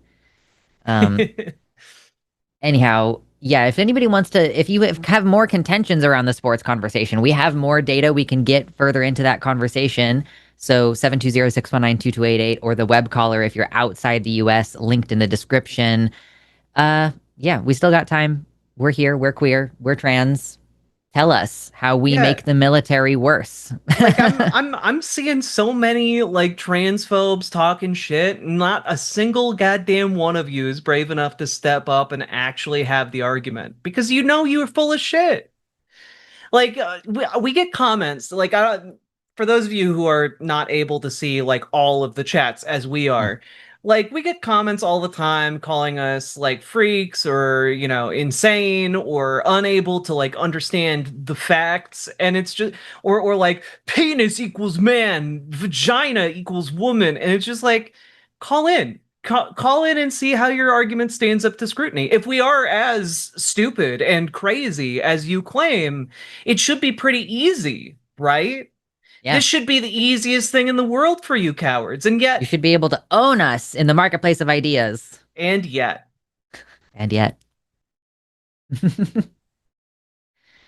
Oh, gosh. We do have a couple callers waiting, and we're going to get to them. So let's talk to Louisa, her pronouns, who is calling from Australia. Louisa, you are live with Riverboat Jack and Luxander. How's it going? Howdy.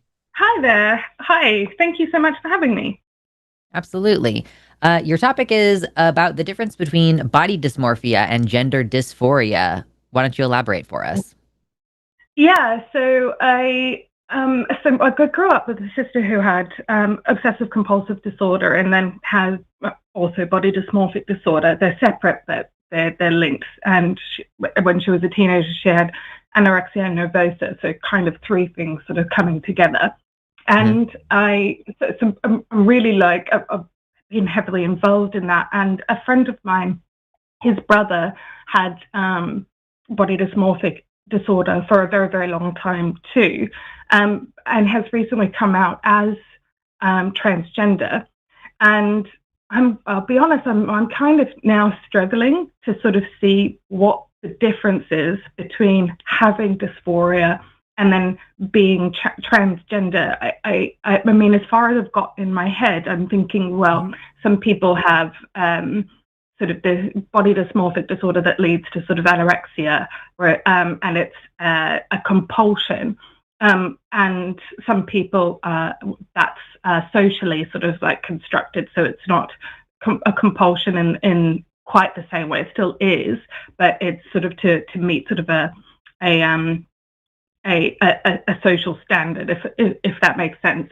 So, and I recognize, like, you know, sometimes it's just you've got a certain perspective in mind, and it's really hard to sort of like, once you're down that sort of rabbit hole, you can't sort of unsee things, you make connections. So I'm hoping that maybe in this conversation, you give me something where it's just like, it flicks a switch and it makes sense to me. But yeah, that's sort of where it's at. Yeah. I mean, I think this is a really simple question to answer, because the main difference between gender dysphoria and body dysmorphia is that with body dysmorphia, the more things you change, the worse the disorder gets. Or rather, the disorder shifts focus. So, like, let's say you've been obsessing over your nose, you get the nose job, and then you start obsessing over some other body feature, and you are just always kind of chasing it. So, in the same way that like OCD, the more you indulge the compulsion, the worse it gets. So, the more you use hand sanitizer, the worse you feel. As opposed to getting better. But with gender dysphoria, when we introduce the medicine and we get the desired changes and we have the desired social support, the mental illness part of it resolves, like the distress and the dysfunction with your activities of daily living, all of that resolves, and you just kind of normalize out to, you know, your other life circumstances being, you know, the same as everybody else's. So yeah, that's the kind of key difference for me. Yeah, and I would just add there that, like, my understanding, you know, is that body dysmorphia is like an anxiety-driven, like Lux was saying, like, compulsion, and it doesn't get alleviated by giving into that kind of thought process. That just kind of fuels the spiraling. Which is why it's a difficult condition to, I think, address, because it takes a lot of in-depth therapy that isn't about necessarily the compulsion and anxiety, like how it manifests, but about how it, like, what it is inside that you're actually looking for. And gender dysphoria, meanwhile, is just, it's not a mental illness. It's just your identity and your you know, the sex you were assigned at birth are perceived at odds, and so you can then take steps to address that, and it, like Lex was saying, it resolves the issue. And so they're different, though I would also say I do understand why it's sometimes easy to get them, like, mixed up a little bit, because one, the words sound similar. Like, just unlike the mouthfeel of the words themselves, it sounds similar. Yeah. But also because, like, some transgender people also have body dysmorphia, because a lot of our anxiety, a lot of, like, gender dysphoria results in anxiety disorders. But that's what I was going to ask next. Yeah, like, I have an anxiety disorder, and it's rough. But, like, it's not, it and maybe, like, to a lesser degree, like a little bit of body dysmorphia, because, like, I lack the ability to accurately perceive myself. And but that overlap is kind of incidental and like not incidental, but like that overlap can happen, but it doesn't mean that they're both the same thing. Does that make sense? Yeah, I think so. I think so. I guess then if you've got because that was going to be my next question. If you have both, or if you can be sort of incorrectly diagnosed, all of these sorts of things, so it seems to me quite a bit of a weird grey area. So I know this will be anecdotal experience. So for you, so if I'm understanding this correctly, some of the stuff that's related to the body dysmorphia, as you try to rectify. So because you're absolutely right. Like for example, my sister, you know, she would get by thousands of dollars worth of skincare. It never did anything to help it. Like yeah. So I'm guessing in so for you. For you personally, you don't have to answer this. I understand if this is a little bit too personal, but is it the case that with the dysphoria side of things, the body dysmorphia side of things, is it, you know, as you try to address that, it makes it worse? But as regards to the more aligned you feel with your gender identity, you feel that sort of sense of alleviation. Is that sort of how it's sort of, you can have both and how they're distinguished in this scenario? Yeah, so like I experienced intense gender dysphoria and I was closeted for a really long time, and that led to a developing of like this anxiety disorder that's just I have generalized anxiety disorder, so I just experience anxiety at all times. It's great.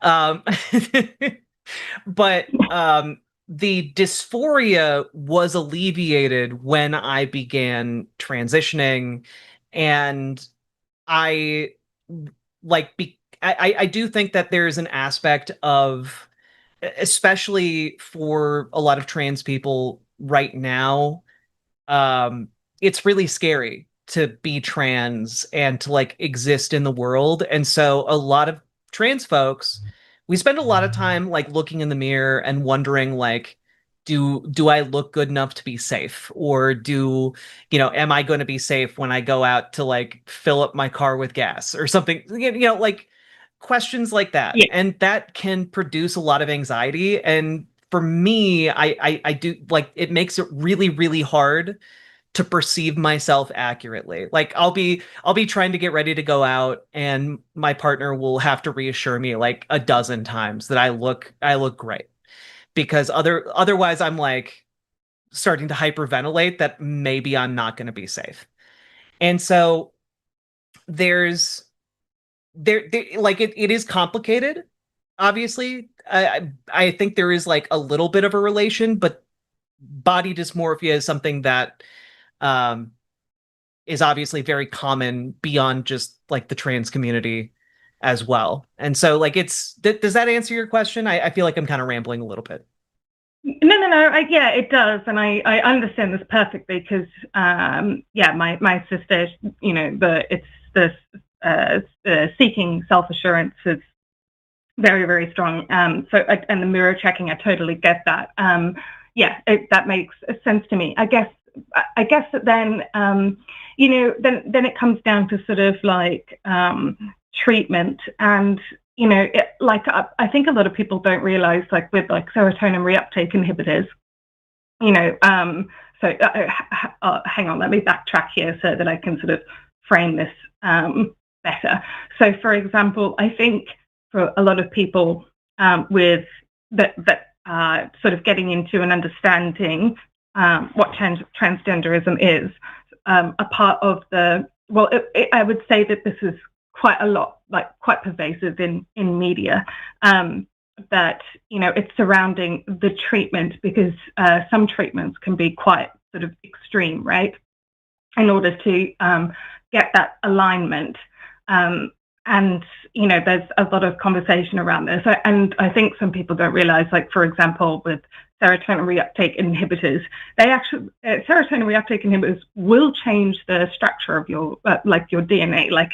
That's what it does. It takes time for it to build effective levels in the blood. So, you know, whatever medication anybody's on for a particular illness, it's going to change something about that. Otherwise, it wouldn't be doing its job, right? So, so I understand that, like, this side of things, that there's inherent risks and things like that.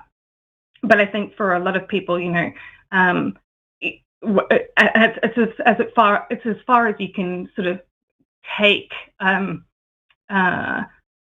in terms of treatment for mental health, as far as you can take it. So I guess, I don't know. It's sort of it kind of, I'm not sure why, but I struggle to sort of that seems like quite a nerve-wracking position for both patient and for care provider to sort of to navigate that. Maybe it's just a disconnect with people with in terms of how close they are with to someone who is transgender, and how that sort of all works. So I guess I'm probably rambling now too. I guess I guess is there a fear there around that, like, or is it? Yeah, I guess I'm struggling to see how this all.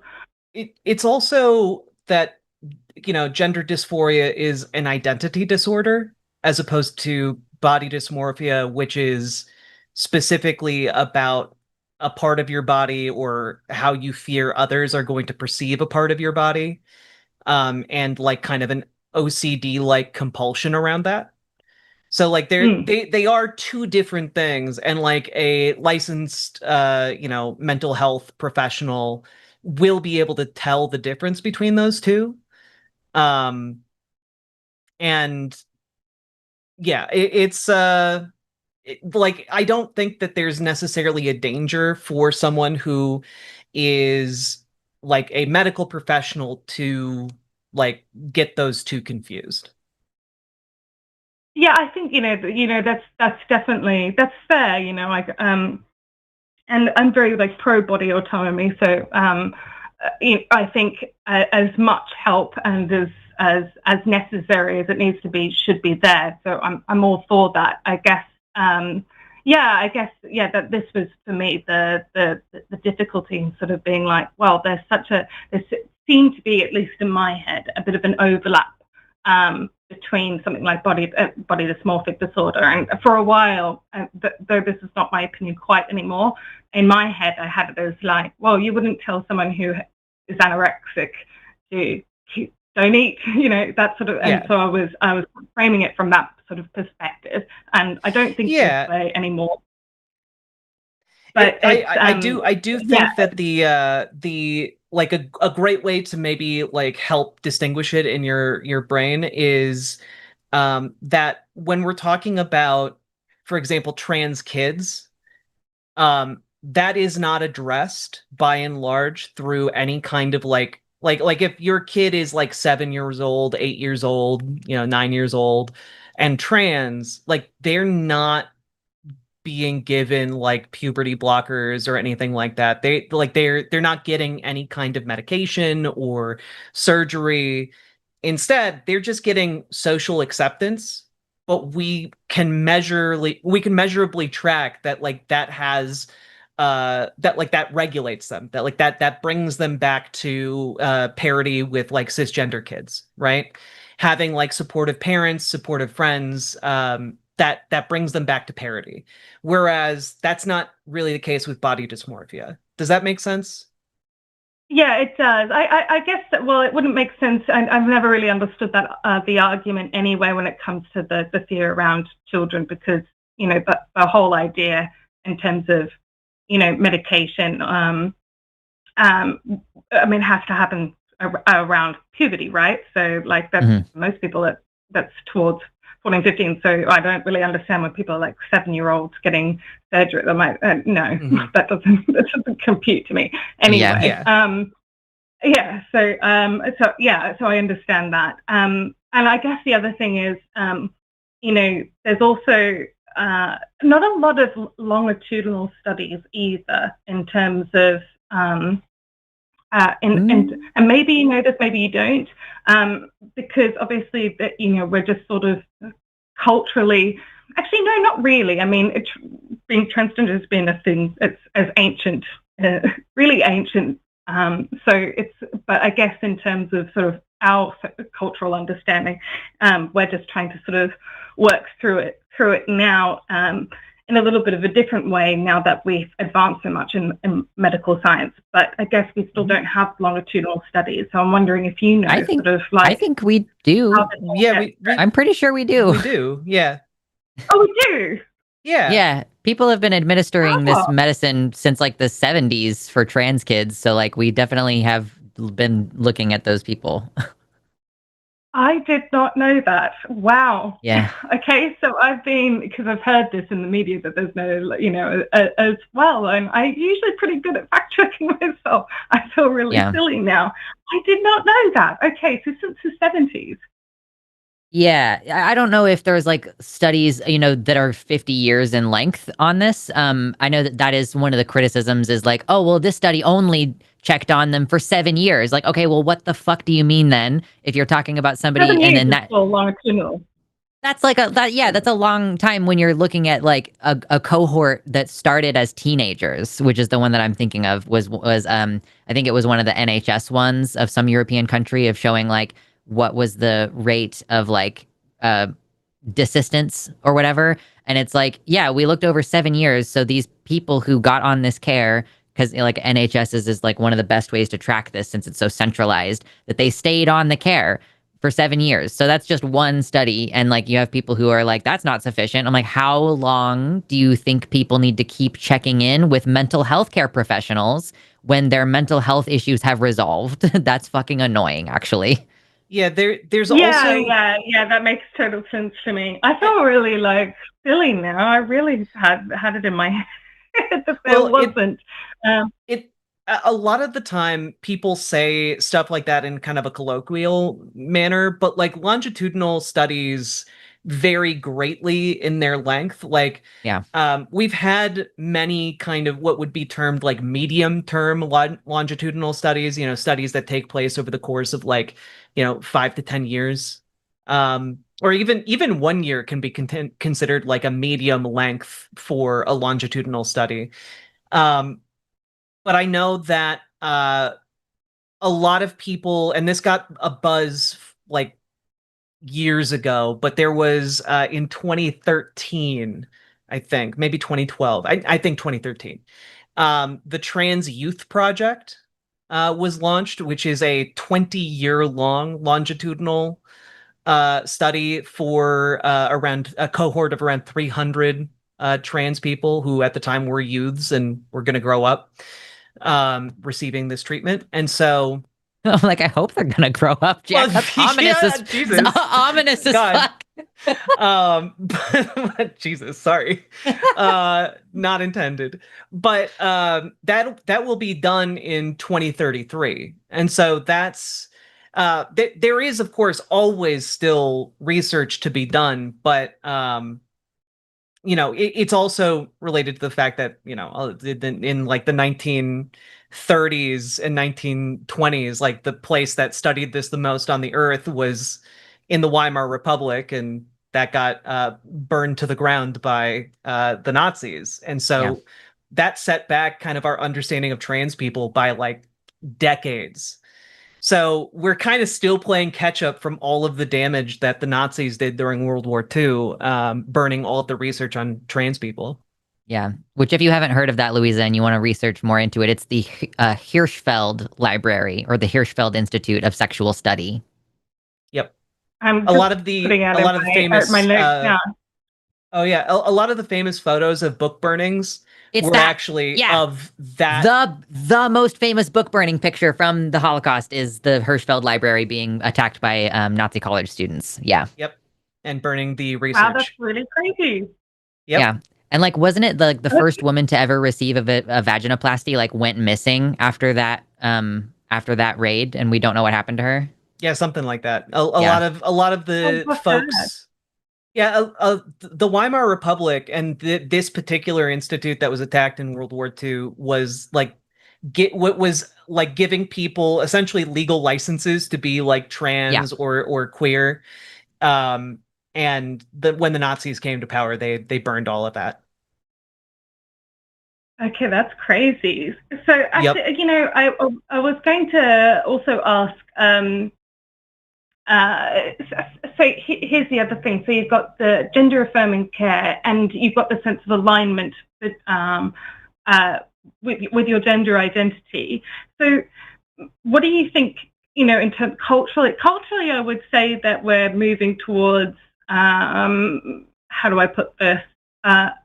Genderlessness, if that makes sense, where it's becoming, the boundaries are becoming blurry anyway. Like, for example, you know, when I was growing up as a kid, I loved playing video games, and I was bullied brutally for that, because that was a boys thing. Girls shouldn't be able to play, but blah blah blah blah blah.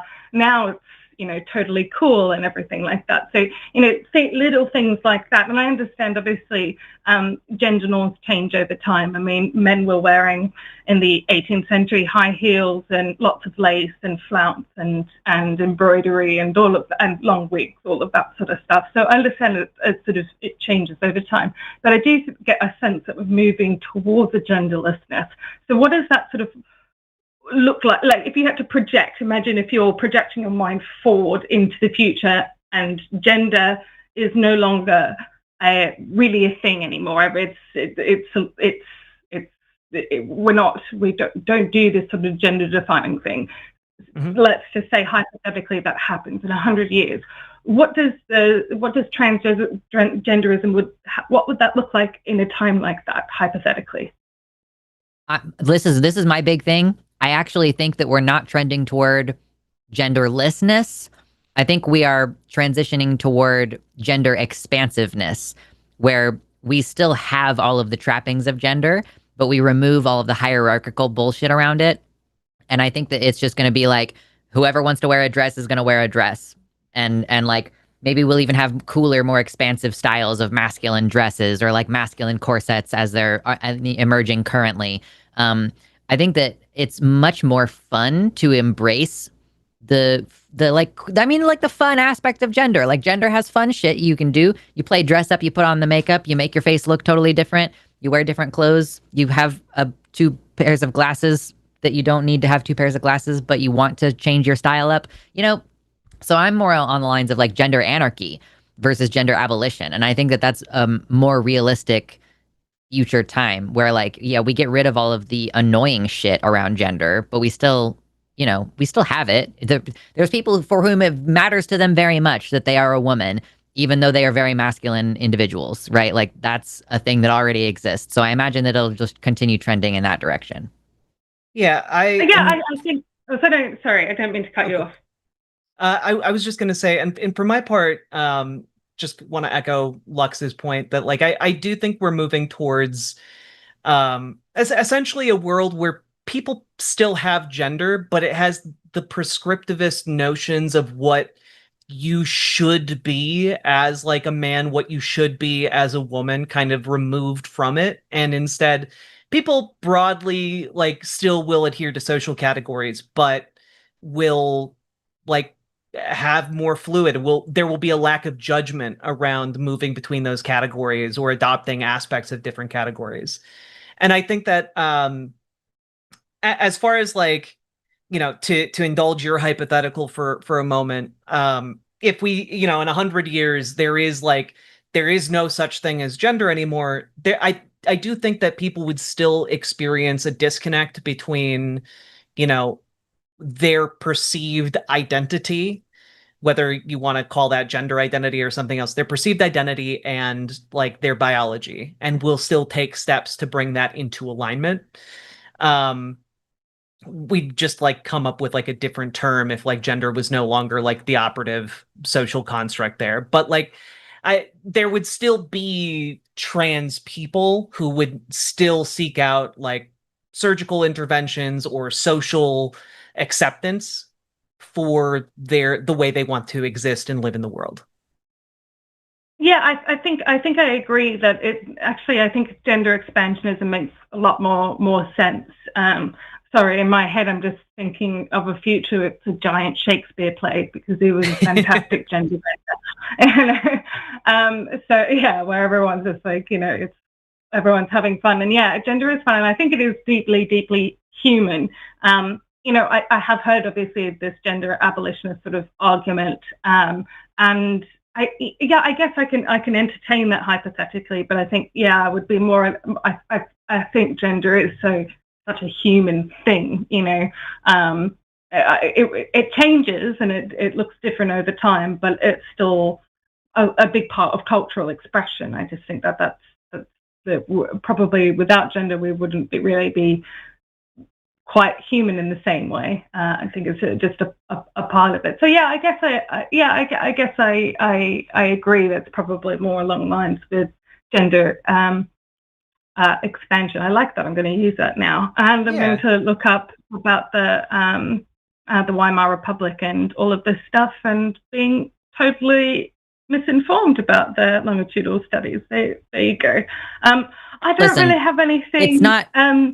I'll just leave you with this last thing, Louisa. It's not a matter of your personal responsibility or personal failure. That level of misinformation has been deliberately constructed by the system surrounding you. So don't feel bad. I mean, you know about it now, and you go look it up and learn more, and then you can spread that forward, because it's not like we learned that in public school, So I will just say, don't feel too bad about whether it was the Weimar Republic or the studies. That level of ignorance has been manufactured. So yeah, don't feel too bad about it. And we appreciate your time, and thank you so much for your call. And we hope to chat with you again sometime. Yeah, you've been a delight. Thank you. Bye. Bye. Okay. Why are you staring at me? Oh, is it time for me to feed you wet food? Okay, well, you know what? I'll do that. Time. It's not even that time. It's usually an hour later. But you're already staring at me. That's Mina. Anyway, so lines are closed now because we're getting toward the end of the show. We've got 2 calls remaining, and we're going to try to hit those, and then we're going to move into our Super Chats portion. Super Chats of $5 or more will be read aloud by us. Hashtag Team Lux or hashtag Team Jack if you want to vote for the winner of today's stream, and whoever loses has to defend a silly position. I don't know if that's in the chat yet because I don't actually have the chat open. Oh yeah, okay. What fun position should we have to defend? You can vote either fully trans military for maximum testosterone. Only the void is between my legs, or drag race will decide the next president, or a drag race will decide the next president. So get your votes in the chat there, and get your votes in for the winner or loser with your $5 plus super chats. That will carry us through to the end of the show. So with that, we're going to go ahead and talk to Edward, him from California. Edward, you are live on the line with Luxander and Riverboat Jack. How's it going? Hi, I'm good. Thank you for taking my call. Yeah. For sure. Your topic is about sexuality, so go and lay it on us. Yeah, so first of all, I'm very ignorant when it comes to LGBTQ issues, so I'm sorry in advance if this sounds like an ignorant question. But I remember hearing a while back, years ago, I was listening to an interview with Camille Paglia. I don't know if you're familiar with her, but she was explaining in the interview how sexuality is very fluid. So my question is about sexual fluidity. So first of all, do you believe that sexuality is fluid, or is it only for certain people? Can it change over time for certain people? I think sexuality is really complicated, and it's created by an interplay between both biological and external factors. So to an extent, yeah, the way sexuality manifested in ancient Greece is way different than how sexuality manifested in other cultures at other times throughout history. It's very different than how the Victorians practiced their sexuality, or we can go through and look at different snapshots of different civilizations and see that different places around the planet, despite by and large being genetically the same, it varies wildly. So it's clear that like the social construction around sexuality is like plays a factor, but like to what extent, is up for debate. I see. Okay, yeah, that's kind of my question, is to what extent. And I haven't done any research into it, like any serious research into it. But the reason I ask is just, because in the last several years, really not that long ago, in the last 15 years, I would say, LGBTQ activism, I don't know if that's the right term for it, but it has increased in recent years. It's become more prevalent. The young adult books are more prevalent in bookstores, and the acceptability of LGBTQ people has increased in the public square. I mean, was it was increasing. I don't know about now, but oh well, yeah. Well, maybe now, with MAGA and all that, it's not the same as before. But culturally, I think we've seen a shift, at least in my lifetime. I've observed that. And so I guess my question is, does that explain the sharp increase in young people who identify as LGBT? Is it just that they're, because I think, you ask a lot of people and they say, well, they're just born that way. But I wonder what percentage of those who identify as LGBT are sexually fluid, and they were simply influenced as children or as teenagers, during their developmental years, and they change their orientation. I don't know if that makes sense. Yeah. I mean, I don't think that any social influence is going to change your sexual orientation, right? But I will say that we have had such a culture of that's not acceptable, or don't show that to children, that like you might have situations where like, someone quote realizes they're a lesbian later in life. So it seems like their sexuality is fluid, but maybe what they were actually experiencing was that every single thing in their life was telling them to be in relationships with men, and that they were just it's like, yeah, well, relationships with men are just kind of unsatisfying. And yeah, sex with men is just kind of unsatisfying. So a lot of women have that experience of like, it's called compulsory heterosexuality in the academic kind of looking at this situation, where it's such an expectation and such a pressure. But does that mean sexuality is fluid, or does it mean that people are being taught to ignore their feelings, or that they didn't even know that being gay was an option? So I truly do think that the increase that we're seeing among young people right now is, well, first of all, yes, it is because of visibility. Because if you don't know that it's possible to be gay or trans, then you're probably just going to feel weird and awkward and strange and alone, which is the experience that queer people have in the absence of education on this. And maybe they're even being bullied. Like maybe they're even being called, the F word for gay people, and they don't even know what gay is. Like that is not uncommon either. So I do think that social acceptance and visibility, plus no longer punishing people in the same way where maybe you've seen the chart of like suddenly left-handedness just skyrocketed exponentially at a certain point. And it's like, yeah, well, we stopped beating it out of children around that time. And so left-handedness increased, but then it levels off, right? And maybe with transness, maybe it rose and then fell slightly and then leveled off, right? Because maybe there was an initial wave of like, well, maybe I'm trans, and that it turned out to not be the case. But that's called being a teenager. That's called figuring your shit out. It's normal. So yeah, I don't know if it's that sexuality is fluid, or if there's just a lot of influences on sexuality. And yeah, if somebody could have been influenced to be gay, they were already gay, in my humble opinion. Yeah, and I would just tack on to that I think that sexuality is probably a lot more complicated than a lot of people have given it credit for. Like it's probably like in a lot of cases, it's probably not as clear cut as some people might think that they are 100% straight heterosexual man, or 100% straight heterosexual woman.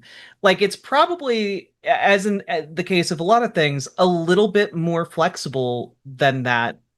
And also, if we have a culture that allows people without as much stigma to, experiment and see, hey, maybe I am a little bit gay. Maybe I am a little bit queer. Maybe I'm bisexual, and like be able to do that without losing all of their friends and family. Like that, I think allows people to be more honest with themselves. And like that's, I think, what has led to kind of this explosion of more LGBTQ people being willing to be recognized as LGBTQ. Because, if you were recognized as LGBTQ in like the 1950s and you were in like, the heartland of America, your options were to like basically leave town and never call home again, like that, and like go to LA or something. Like you didn't have good options, but now we're seeing situations where people are staying in their hometowns and just being, like, hey, I'm gay, and that's okay. And like I think that's a wonderful thing. I think that's a good thing. And I do think it's also worth introducing this to the conversation, which is that there are also societies that have more than two genders recognized on a large scale. Like, again, I bring this up quite a bit, but India, for example, has a legally recognized third gender. And if we're starting to talk about how, certain societies have had more than two genders, have had 3, 4, 5, sometimes up to 6, then sexuality starts getting a lot more complicated than just this idea that kind of comes from that 1950s era where you're either straight or you're a confirmed bachelor, or living with your very good friend who just happens to be a lady and there's only one bedroom. Like I do think that it's, as with a lot of things in our world, a lot more complicated than a lot of people give it credit for. Yeah, I do agree that it is complicated, and I guess I don't want to take too much of your time, but I just wonder to what extent this validates, conservative people's concerns that their children are being influenced in school toward homosexuality or homosexual tendencies, whereas before, like in the 80s and 90s, that wouldn't even be an issue, I don't know if that makes sense. I don't know what to do with those people, Edward, when like all of us gay people grew up watching the same Disney movies of men and women kissing, and we did not turn straight. So I don't know what to tell people who think that you can be turned gay by a gay kiss in a Disney movie. Those people are fucking idiots. Like, I don't know. Yeah. I don't know how to help those people. and also, like, if the argument that conservatives want to make is, oh, let's just terrorize people until they're unwilling to live honestly in public. Like, I mean, you can do that. Civilizations have done that over time in history, but it's awful. It's objectively evil and terrible. Of course, yeah, absolutely. Well, thank you very much for taking my call. I think that you both addressed the question I had. So, thanks for your time. Yeah, thank you. Appreciate you. Have a good rest of your day. You too. Bye-bye. Yeah. Okay, we got one call left that we're going to take momentarily. Don't forget to get your super chats in of $5 or more with your votes, and vote in the poll in the chat to tell us which silly position we're going to defend.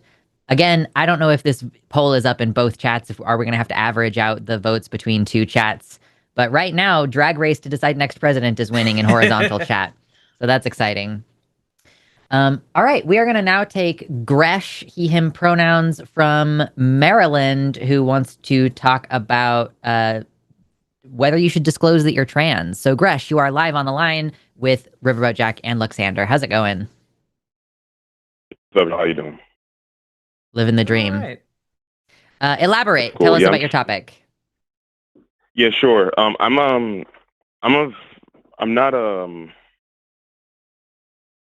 not insinuating anything about like whether or not they should or not, but like there was a few weeks ago, about a month ago, there was like this song that came out by a rapper, and it was basically a song that was about, the song is called Tiffany, and the song is about a guy that basically inflicts trans panic on a woman, and like it's like a very violent and brutal song with content about how, and then like it frames it in a way where like the woman just like she disclosed that they were trans right before they were about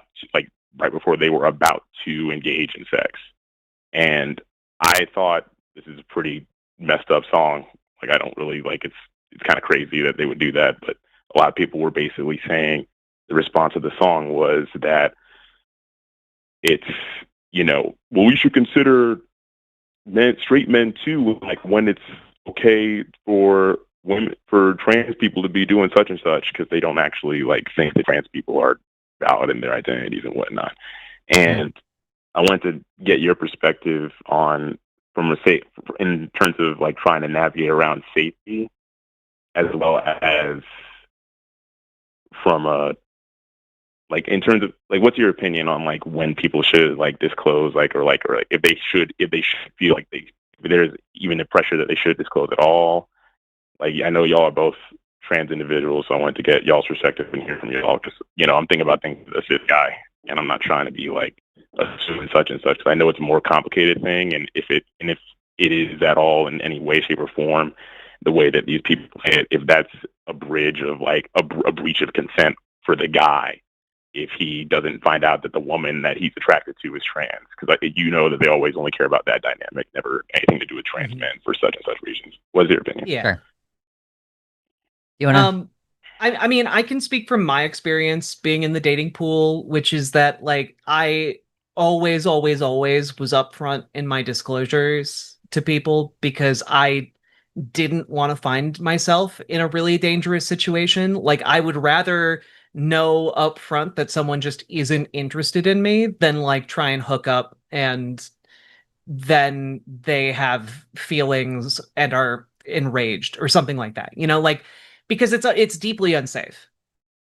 And that was mostly my decision-making process. I do think that like if you know that it's going to be something that your partner would care about, like revealing that as soon as possible, I think is like just a good thing to do, because it will save you and your partner a lot of grief down the road. There are of course certain situations where it's just like not really anybody's business. Like if you're just like going out on a date, like because or someone asked you out because they thought you were hot and you're going out on a date, I don't think like you have to, the second they hit on you, be like, I'm trans, by the way. Like there's obviously like your mileage may vary depending on the social situation. And I do hesitate to just say like all trans people should disclose immediately all the time ever, just because like that's some pretty intimate information, like medical information, etc. And I kind of view it from the perspective of, this is some intimate and personal medical information, and just as you wouldn't necessarily share medical information about like if you have like some kind of genital condition or something, you wouldn't just be like blurting that out on a first date, but you maybe would bring it up if it became relevant. I know that people like, I'm sorry to interrupt, you can keep. Oh no, go for it. Yeah, like I know that like there's a genital preference, and that can be like a such and such for some people, and that's perfectly okay. But in terms of like, but yeah, like aside from that, like, would you say anything else is like, is it pertinent for the person to know, like is it is there validity to somebody not telling? I know it's your opinion, Jack, about not like, you know, like for how you navigate is that you just tell people up front. Do you think that there's also like in terms of the complexity of the issue, would you like say that there's valid reason for somebody to not disclose or to just for safety reasons? Like there's so much that y'all have to deal with. Like if it's even like safe to even go out into the dating pool of people that aren't trans themselves. Like I know people. Like, I don't. Now listen, I'm a cis guy. I know people say T for T. That's not my lane to actually use that language. It feels weird saying that, but only for the sake of the only for the sake of the conversation. I can understand why people feel such and such about like why they have that preference. So what? Yeah.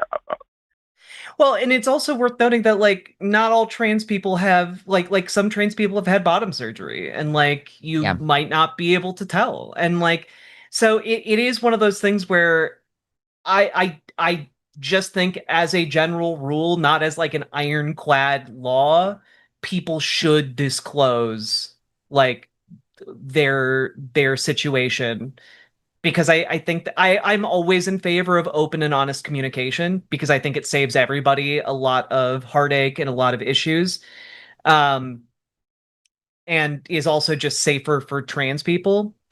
But it can also, and the reason I don't say it's an ironclad rule is because disclosing itself in the moment can also be dangerous. Yeah. You know, like there are stories that I have heard from trans people of like they disclosed when they were getting hit on to be as upfront as possible, and that resulted in them getting jumped at like as they left like the club. And like it's almost like a damned if you do, damned if you don't kind of situation. Yeah. And which is why it's complicated and messy and difficult for trans people to navigate. I would definitely say if somebody is post-op for sure, and they are just trying to hook up with somebody, I see zero reason to disclose with your one night stand if you have the genitals that they're expecting you to have. Like, I just don't see any reason in that situation, because it's like you just want privileged medical information. It's not like we're trying to make a family together. It should not matter in that situation. I will also add, if I can pick up the train of thought that I had for a second there, I think that we should have more open conversations around sex in general, and that it to me falls in that same area, because not only are we talking about an issue of safety when it comes to trans people and us having genitals or genital configurations, or our genitals have been impacted by hormone therapy and so they've changed, but to have a conversation about what you like and don't like. Because this is the thing about this. I think that cisgender people cis people have a lot of heteronormative assumptions about trans bodies. They think, oh, a trans woman has a penis, which means that it's going to be like a man's penis, and she's going to want to use it the way a man would, which is a lot of assumptions that are not true for a lot of people. So there's, I think, some amount of like cis people should investigate that reflexive assumption that they're having, and that, you know, I would love it if we had conversations that were more open. Like, yeah, I don't want you to touch it at all. Actually, like, I don't even want you to really look at it. You know, I went to a sex ed thing one time that was like, there are pants on and pants off conversations. You don't want to be discussing when the pants are already off whether a condom is going to be used. That's a pants on conversation. We need to have that clear before we take the pants off. And I think, it's like the flight. It's like, yo, this is what happens when you get on a flight. Like, yo, you sit next to the emergency door. This is what's going to happen if shit falls off. Yeah. And most people aren't sitting next to the emergency door. But most people aren't sitting next to the emergency door. So, like, if you are going to sit next to the emergency door, you need to know a little bit more. Yeah. So I just want to see more open attitudes towards sex that I think would lead, because ultimately, Gresh, I think we can all clearly see that the problem here is homophobia. The problem here is men feeling emasculated at the idea that they've had sex with someone that they perceive to be secretly a man. So, you know, the more sexually open we are, the more men can express sexuality, whether that's attraction to trans women or just attraction to men in general. I think that would do a lot of work in breaking this down. But like having open, curious attitudes towards sex and treating it like an opportunity to get to learn and have fun with someone in the way that you both like. Because that's the thing about straight sex is y'all don't have a lot of conversations prior. You're like, here's what's going to happen. I have this idea in my head and we're just going to do that. And like whether or not we use a condom, might not be a conversation that you have until she's like, you need to put a condom on right now. Yeah. Like I'm 28 years old. I haven't had even at 28, I haven't had that much sexual experience. But like I've heard guys talk about, like, for example, like in the context of like having conversation about sex, like I've heard guys talk about like, like their own G spot or getting their G spot hit, and I'm like, I've never heard people talk about this outside of like a select That's cool. group of dudes, and it's like, if you want to talk about it, you can. And I wanted to also get y'all's perspective on this, just because it's y'all's problem that you'll have to navigate. So it's not like, some people might come on and be like, y'all have an obligation to tell people about such a, because that's not actually something that should be enforced on y'all, because y'all the ones, like, if you do that and it's like, look what happens. Like, it's a lot of scary shit can happen. So yeah. But there's one other question that I wanted to ask it. It's about pronoun usage. And I wanted to see, and this is like the perfect opportunity to say it. I don't really get the opportunity to, like, this is the only time I can have a conversation with it. Like, this is the first time I've been able to have a conversation. It's about using it pronouns or its pronouns for people. Perfect. And like, I know that, like, I've heard that Lux, you go by its pronouns or they, them pronouns. Yeah. At this point, the configuration is probably like a slight preference toward they. Okay. Yeah. I wanted to say something that wanted to front load it first and foremost. Thanks for being open about the conversation around disclosing. I appreciate it. I just want to be fully like transparent and say that I have a hard line stance on this, but it's not like super hard line. It's just a firm stance, and I'm open to hearing about the difference from you or the opinion from you, since it directly involves you. Personally, I will use they, them. I will use she, he. I will even do like neo pronouns. I'll call somebody Zer, or I'll fuck around and say Faye, or like I seen motherfuckers back in like 2014 Tumblr that would say pup self. And I'm like, man, I'll do that any day of the week. That's fine, whatever. But in terms of saying it. Yeah, but for like its pronouns, I immediately like I'm just gonna call you they, or some other, or something else that's not gendered. Full stop. I refuse to like. Now, if I'm open to being changed or like told how it's hurtful, but I refuse to say it's mainly because of the fact that I come from the demographic of people who it was signed into law that we were 3/5 of an actual person. So that's for me personally what it is. Yeah. Do you think that it's offensive? Or I've heard somebody say, there was only one time I've heard this before, but it was not me talking to somebody, but it was somebody saying that it's somebody that I know that posted on Twitter. If you call somebody they, them instead of it's, then you're misgendering them. I mean, I tend toward the side of like, I think that it's misgendering to call a trans woman or a man they, them. Like, it's degendering, I guess, in that sense of like, you're making a point to take something away from them. I feel like it's is like gender neutral in a similar way to they, them. So I don't think you're off base. And as like, you're clearly like sensitive to the idea that certain language does not belong to you or certain language does. So like you were like, I have reservations about saying T for T because that feels like it's in-group terminology. So it makes perfect sense to me for you to be like, I am not in a position where it feels good to call somebody by its pronouns. Interesting that you're okay with pup, because I think that is also a non-human pronoun. But perhaps it just has less stigma. It holds less stigma around it. The first thing that came to mind when people, like occasionally people would come, I don't know what it was, but there's a long time ago, it was like people were really like, I think it was early in the meta, people was making custom pronouns, like it was a loadout or something like that. Like, I mean, they still do it. Yeah. They 100% still do it. They call themselves, I think that's Therians. That's what they call themselves. The pup self pronouns. But my general vibe on this has been like, I'm not going to be mad or call it misgendering if somebody doesn't want to use its pronouns. I do think it depends, I guess, on where that discomfort is coming from, how I would choose to present a challenge to that framework. It's like, if you think that it's because, it's dehumanizing or something like that, like, well, it's also kind of dehumanizing to not use somebody's stated preferred pronouns. Like, it's kind of like undermining their autonomy to do that.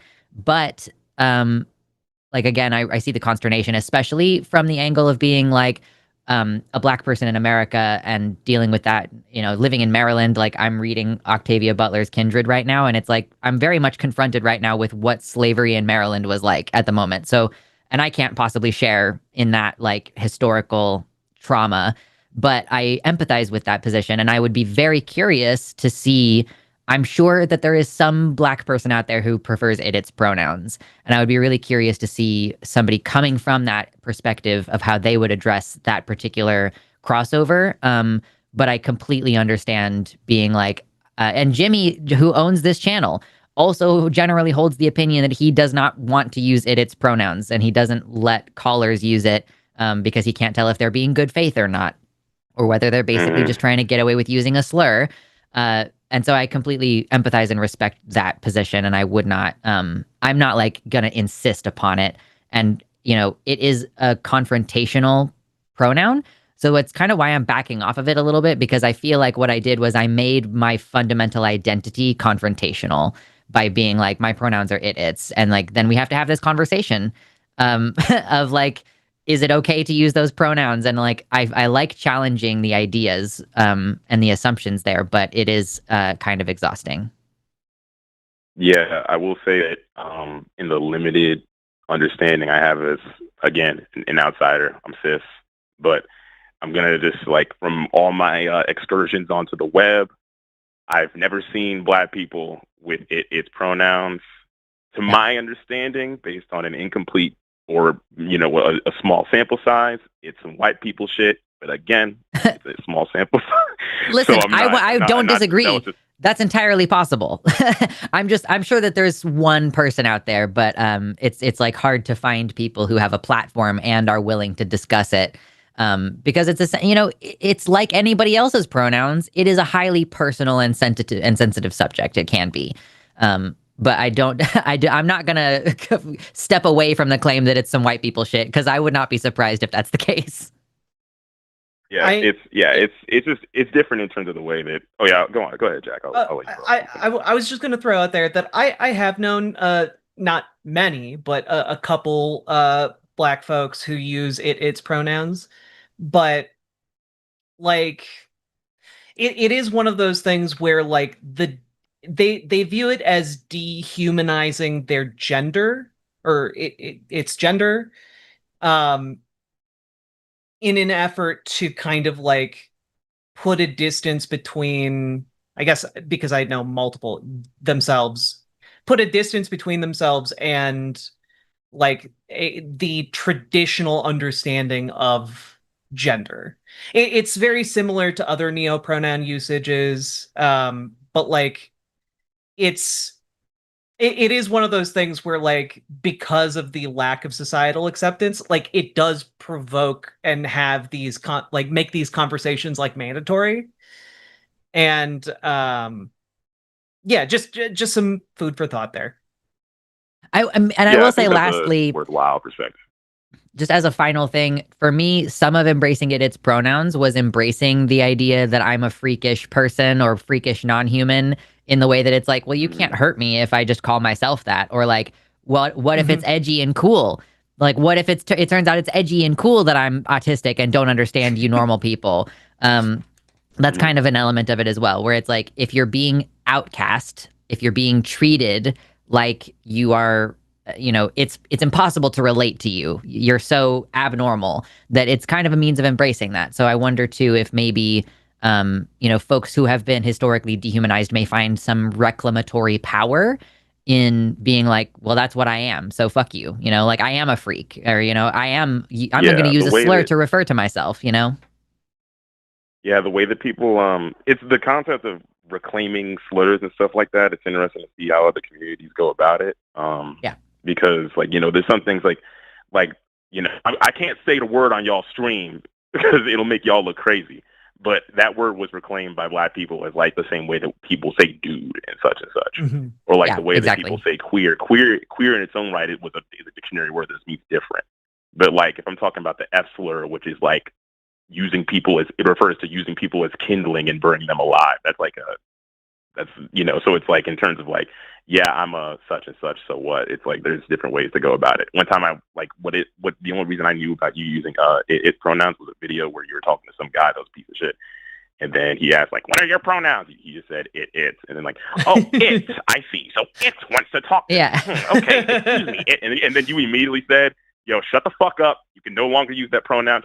I'm calling it your preferred pronoun. So it's like, you know how that shit goes. So, like, as if I cannot tell the difference. That's an example. For sure. That's another thing, too, is like, I'm not gonna invite that into my life. It's like I can tell when someone's saying queer to mean just like casually the queer community versus when they're saying those queers. I'm like, and I chuckle, haha, I'm in danger. Like I can tell the difference. Yeah. So yeah, I completely understand that it's a sensitive topic and it's tough, and especially playing around with like dehumanization and whether that's okay to do, whether it's good for you to do, or whether it's okay to loop other people in on it. I understand that it's nuanced in that. So yeah, I'm never going to be mad at you for just defaulting to they, them. And I think that there's also like the element there of like embracing not just dehumanization, but like that dehumanization then leaving room for a different kind of identity that kind of transcends typical understanding. Like I think that like a lot of the folks that I've talked to about this frame it in a way of like moving beyond the typical understanding of gender into something different, something new, something transgressive.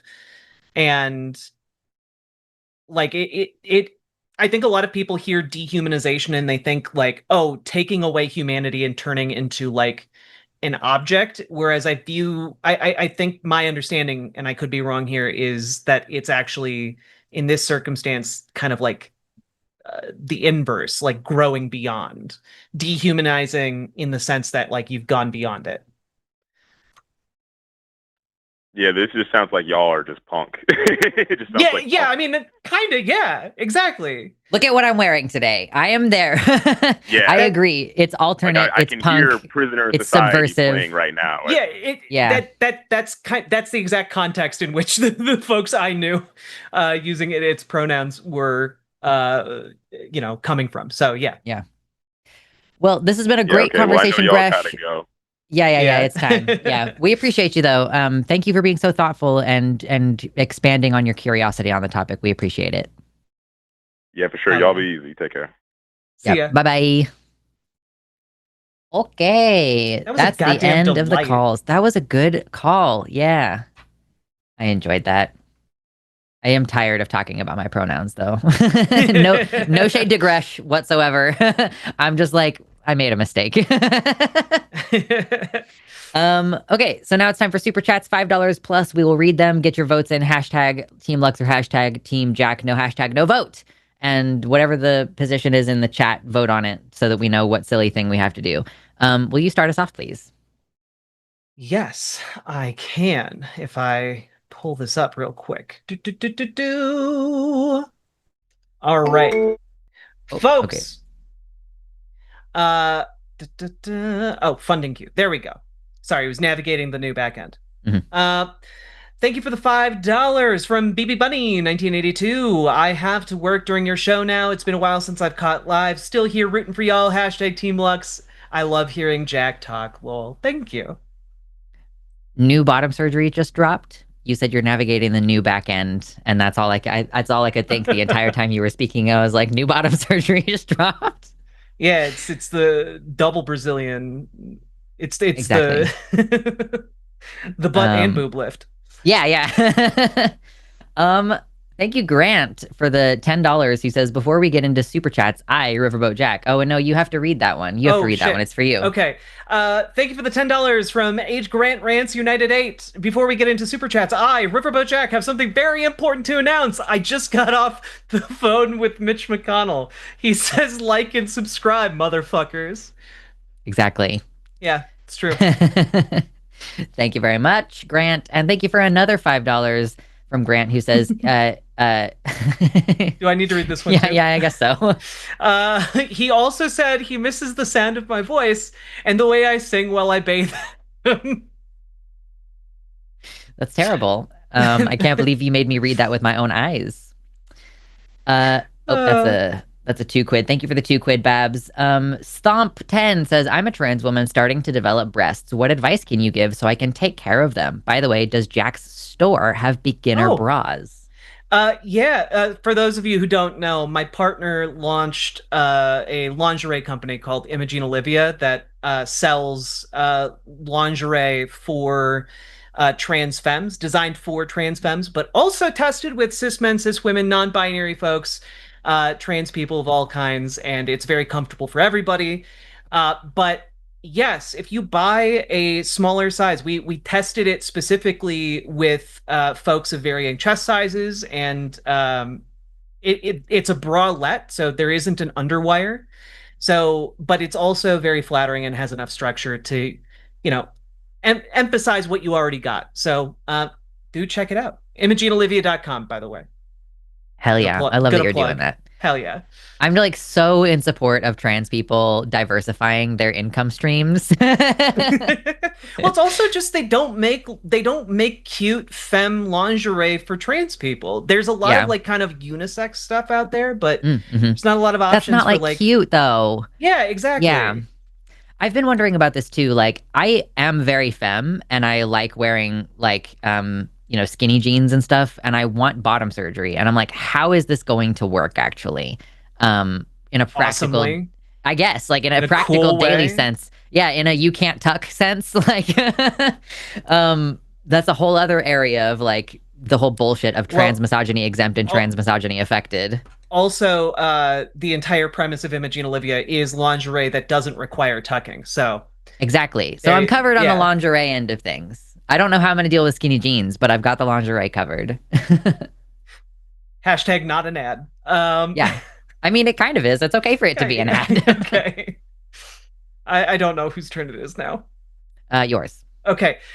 Thank you for the $20, Mira Featherbender. If y'all don't remember, I have a benign tumor stopping my HRT for 2 years so far. I am so sorry to hear that. Fuck tumors. Yesterday, I saw a specialty clinic that only works on livers. They're going to be able to help me. After that, I can restart HRT. Let's go. Fuck yes, let's Hashtag go. Team Lux.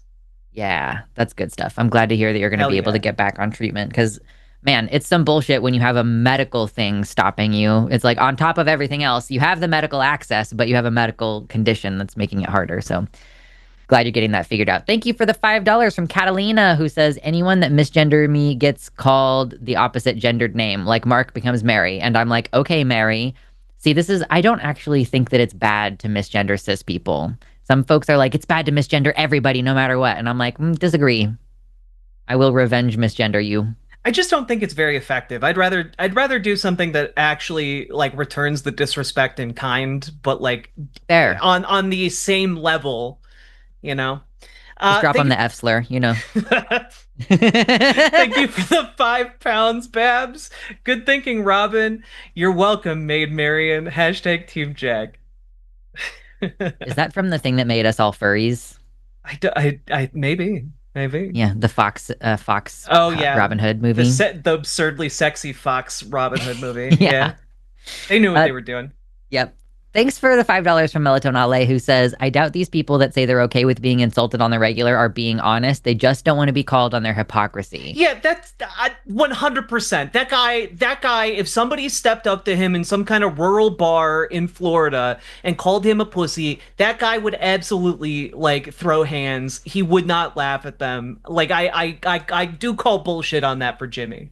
Yeah, you're telling me that in your 60 years of life, you, a man, have never punched someone out for insulting you. Like, that seems Or I've never Unlikely. wanted to. Or never wanted to even, yeah. Like, and you grew up in like the 1960s? Uh-huh, okay. Sure. Thank you for the $5. Professor Rowan 4582. I wish I was a Ken doll down there. I think it's pretty fucking non-binary. Hashtag Team Lux. Thank you for opening my mind so much with gender. You too, Jack, but one vote. Ope. True. I still feel seen due to the ope. Yes, the ope. Yeah. I mean, we're not from that far away from each other because the ope is definitely a Kansas thing too. Yeah. You guys have bag. You got bag. We got bag. We got walleye. Yeah. We got ice fishing. We got for sure. Did you know that you can be a Ken doll down there, Professor Rowan? It's called nullification surgery. And if you didn't know that, have fun going down that research rabbit hole. Thank you for the $5 from Mira Featherbender, who says, hashtag Team Lux. I just felt like telling chat that y'all are amazing, wonderful, uplifting people, and I wouldn't want to be around anyone else. Stay frosty. Stay frosty is like stay cool. Okay, I'll take it. Thank you. I wish. It's 86 degrees in this studio. Jesus fucking Christ, dude. That's crazy. The AC just like plugging away, not helping. There's no AC in this office. Yeah, I have 3 fans. Oh boy. Start a GoFundMe. Let's get you a window AC unit. Thank you for the $5, Joshua Everett. Sorry, Jack, but due to my always vote for Josie policy, I owe Lux about 4 votes. So, hashtag Team Lux, I owe you one for next time. Thank you.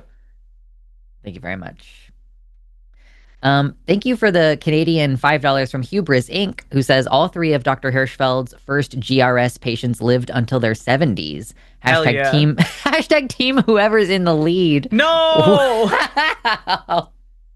Thanks, Hubris. That's very funny. Thank you for the $5 from Anime Sidekick Gal. If we're all born naked and the rest is drag, isn't the election already a drag race? Hashtag Team Jack. Excellent That's point. True. They're doing businessman drag with all those suits. Yeah. Thank you for the $5 from Christina, who says, my dad struggled to accept me. It's my birthday today, and he finally texted me with my chosen name and is going to be calling me tonight. Hashtag progress. Yeah. Hashtag Team Jack. That's good. I'm proud of you. We love that. Yeah. Proud of your dad, too, you know? Thank you for $5. Fern in the forest. Fern in the forest. It's there Fern, we go. Yeah. Hashtag Team Lux. Frel the smooth brains. Y'all are amazing. Indeed. That's the second time that I've heard, no, it was Frack. The other one, Frel. Is Frel, one of them is from Stargate. Farscape? And one of them, one of them's from Farscape. Yeah. Is Frel from Farscape? Maybe. I wanna watch it. It's been a long time. I was a literal baby. It's fun. I was like 6 years old when my dad was watching Farscape. Thank you for the 10 from Mira Featherbender, who says, was driving back from the doctor this morning, Alabama to Florida, used the women's bathroom at a state-run rest stop with no problem. The attendant greeted me and didn't question me. No one did. Hashtag Team Lux. Hell yeah. Be careful in the South. But I'm glad that nothing happened. Thank you for the $5 from Squirrel Knitter. I enjoy my gender more now that I don't deal with male gaze as much. I don't feel like I need to perform or hide. I own more dresses now. Hell yeah. Hashtag quarantine was so good for that. Like in quarantine is when I realized that I don't want top surgery at all. And that it was purely because I was like, I think that these are the reason why I keep getting misgendered as a she, her all the time. And I hate it so much. But then being inside all the time, I was like, yeah, I don't actually want top surgery. I'm not going to change my body just to have people still misgender me, probably. Like, that's crazy. And then it gradually has come around that, like, I just don't give a shit what people think about my gender anymore. And that's convenient. So, yeah, I'm on the same boat of, like, much more comfortable being femme. I've got a couple dresses. I'm not going to wear them as much because they're not the right cut. But that's what you learn when you're exploring your femininity. You're like, this cut works and this one doesn't. Hell yeah. Is it my turn now? I think so. Thank you for the $5 from Aaliyah True Silver 7052. Gresh is a chill dude. Hashtag Team Lex. Gresh was a really chill dude. I love that convo. I very much enjoyed that conversation. Yeah. Brutus with the $10 says, I forgot what I was going to say. Hashtag Team Jack, have money. Thank you. We appreciate the money. Thank you for the $5 from Melatonale. Shit, I forgot to vote. Since Jack is down at the time of this soup, hashtag Team RBJ. Also, I love your shirt, Lux. Thank you. It's very cute. It's a crop top, but you can't see my belly. No belly for you today. No belly.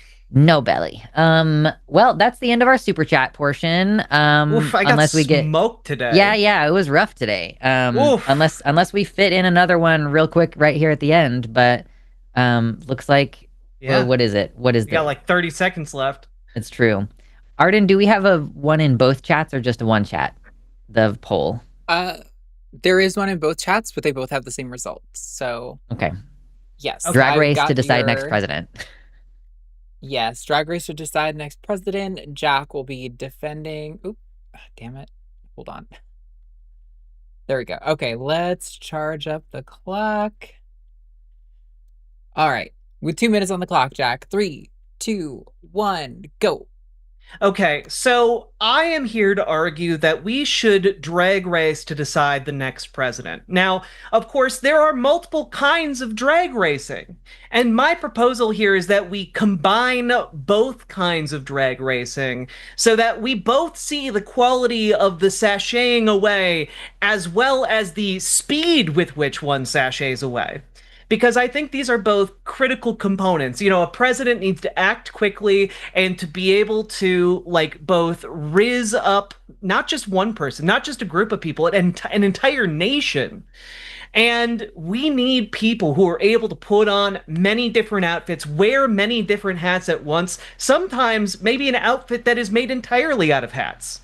You know, like when we're talking about the challenges that a president needs to face, we are talking about a multifaceted array of different things that they have to tackle, right? So I propose that we actually have drag racing itself embedded into the Constitution as the main way that we select presidents.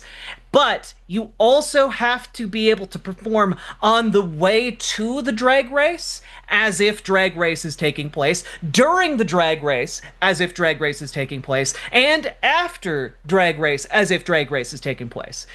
You know, a lot of people might think this is too much drag racing, you know?